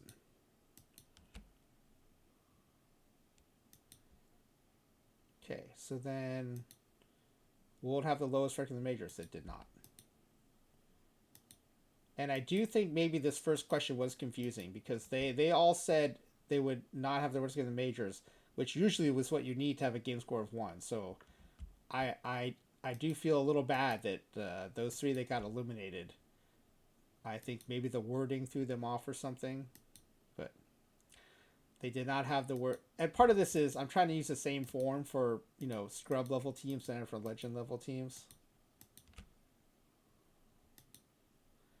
Well, they finished last in this division. No, they did not. Yeah, again, I think Daryl Zinn was probably thrown off by the wording, maybe because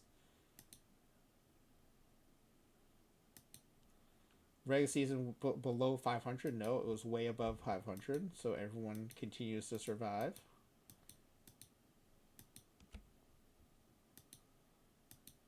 Will this team make the playoffs? Yes, they did. Now the good news is we're going to bring everyone back for the tiebreaker for second, so everyone will still have a chance at that. Will it win the division? Yes, they did.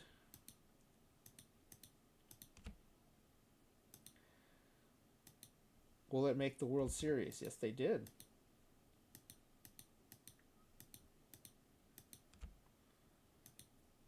Will it win the World Series? Yes, they did.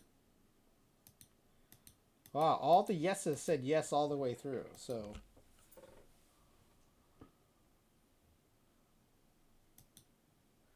Alright, so this is the last question in the Survivor section. Again, so that means we're only going to determine first place here. The good news for everyone else is everyone else comes back in for the second place tiebreaker. The bad news is whoever is second closest on this question also goes in with everyone else to the tiebreaker.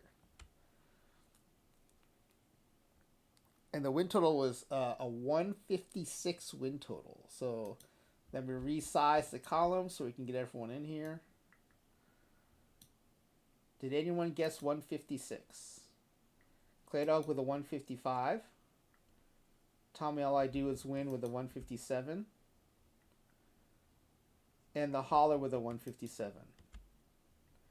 All one away. So now that means everyone does not come back in. Now that means the tiebreak is between just these three. So these three, by being that close, spoiled it for everyone else. Because that is the one rule. If we don't determine first place, then these three go in to the second level tiebreak to break the tie. So the Holler, Clay Dog, and Tommy All I Do Is Win.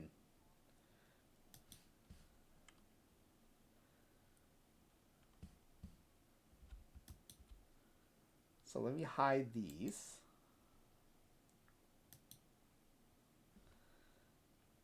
And let me resize.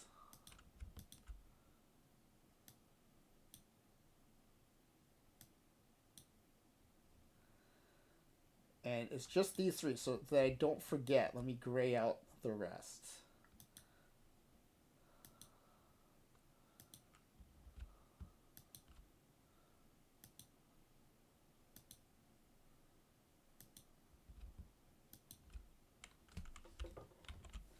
All right.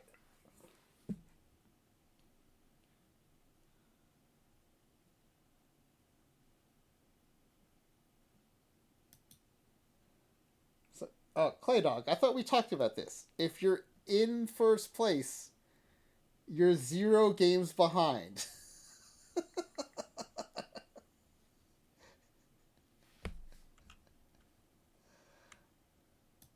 So Tommy, all I have to do is win in the holler. Pick up the easy point there.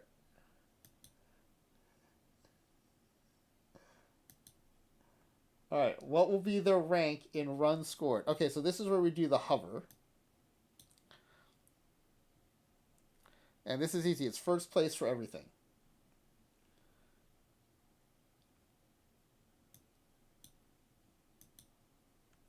Clay Dog gets 5 out of 6.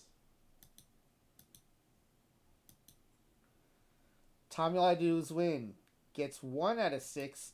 But is he closer than Clay Dog? He is, but not closer than the Holler, who guessed all first places correctly.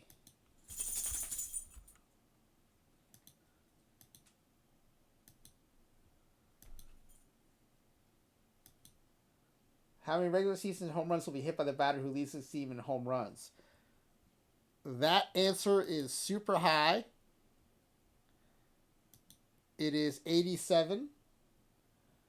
Clay Dog gets the highest, so even though he was pretty far off, he gets the point.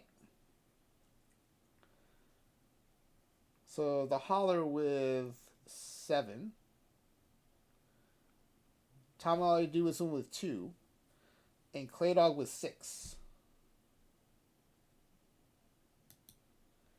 The lowest batting average of batters with at least 300 plate appearances.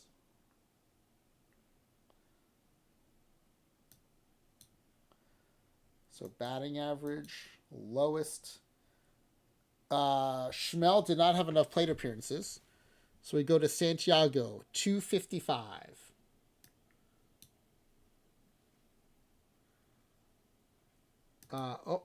What? Tommy, all I do is win. Guesses this one exactly.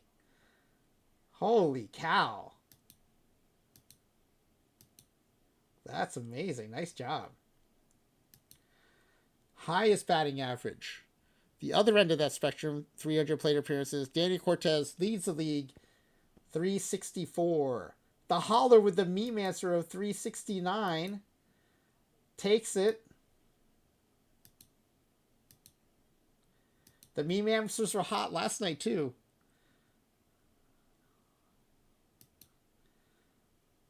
In fact, that 69 versus 7 won it for someone, right? I think. Okay, OPS. Lowest OPS. The OPSs were crazy here. Santiago did get enough. 826 is the lowest. And of our 3 finalists, the Holler with an 802 guesses correctly. Now the highest was a 1336. And Clay Dog gets that one. Clay Dog gets the high end right.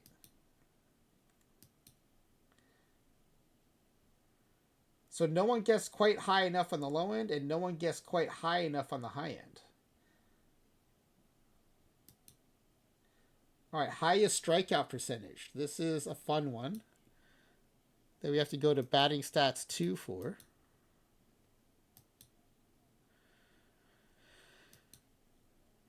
%31 by Andy Walker.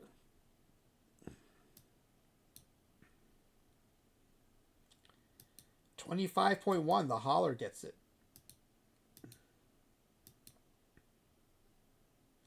All right, so where are we? 2, 4, 6, 7 for Clay Dog. 2, 4, 6, 8, 10 for the Holler. And 3 for Tommy, all I do is win. But Tommy nailing the batting average exactly. Okay, regular season strikeouts thrown by the pitcher who leads the team in strikeouts. 323 by Caballero, the lefty. Holy cow, Clay Dog and the Holler both guessed 288. If it had been 269, I would have understood, but why did you both guess 288?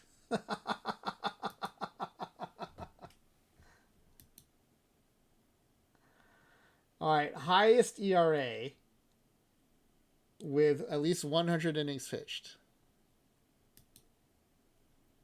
This is crazy. The team is so good. The highest ERA in the team with at least 100 innings pitched, 2.09, is the highest. And Claydog gets that right. He gets the lowest, but even he was 1.5 runs away. Lowest ERA with at least 100 innings. Though we had a bunch of relievers with a sub 1.5 ERA, but with at least 100 innings pitched, it's Kyle Moles with a 1.68. So Claydog gets the high end right. Holler gets the low end right.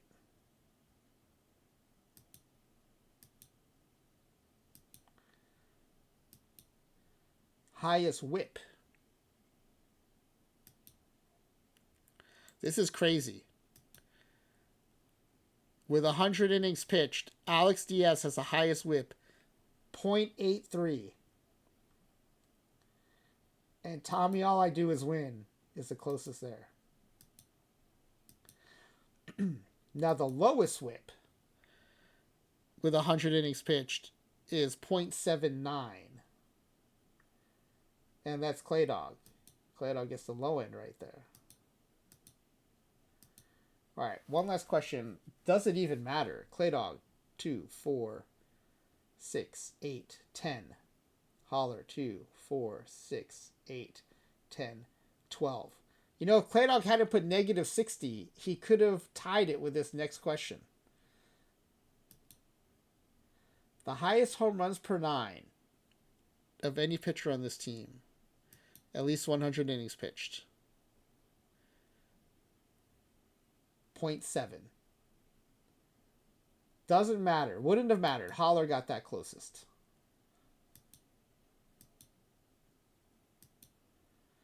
But that does mean Claydog gets second as Holler gets first. Oh, and you guys couldn't even see that, could you? I hate to shrink this down a bit more.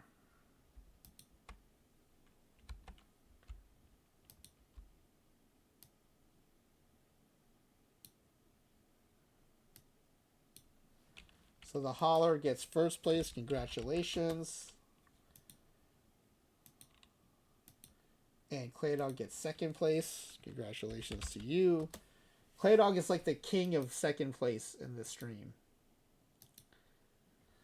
All right. Well, I hope y'all had fun. I did say the scrub teams are more fun. This stream was pretty awesome. I really enjoyed this one. And I will say, I enjoy that the pitching profiles, there are more different pitching profiles being generated. I do think the top end legend level players do generate better in OOTP26. But overall, I don't think there's too much difference. The difference is definitely in the low end. So that means the creator roster run should be a little better. But I need to rethink lowball entirely to make the teams bad enough to be interesting. Oh, good. Holler, Tommy Aladu, I'm glad you had fun. I usually have fun. Every once in a while, I have like a bit of a dud of a sim or an experiment where I'm like, that didn't seem so great. But I really like this one. I'm glad you guys liked it too. The things I worry about are the ones like when I was generating 8,000 players at a time and we were doing the spreadsheets and the histograms. That I found super interesting, but I was really worried that it would be super boring to most people. But I did get feedback in the chat and on Discord that some people really like that. So I'm glad. I was glad to hear that. And I'm glad you guys like this one. So let me put the title slide back up and we'll find someone to raid into.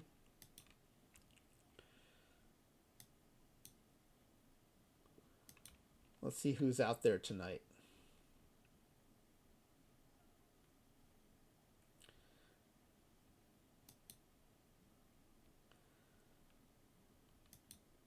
Out of the Park Baseball.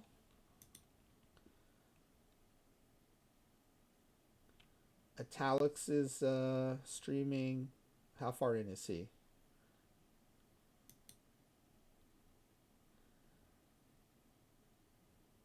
$10 in. I'm a little worried he's going to raid out pretty soon.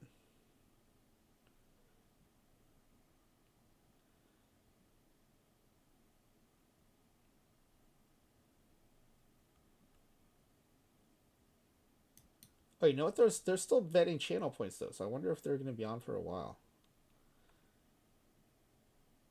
And I believe he is an affiliate, so I probably should raid into him. Support a fellow affiliate.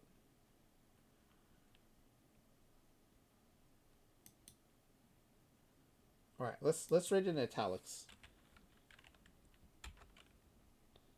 Because Smiley Face Jane didn't get back. I don't think Smiley Face Jane is streaming tonight, so.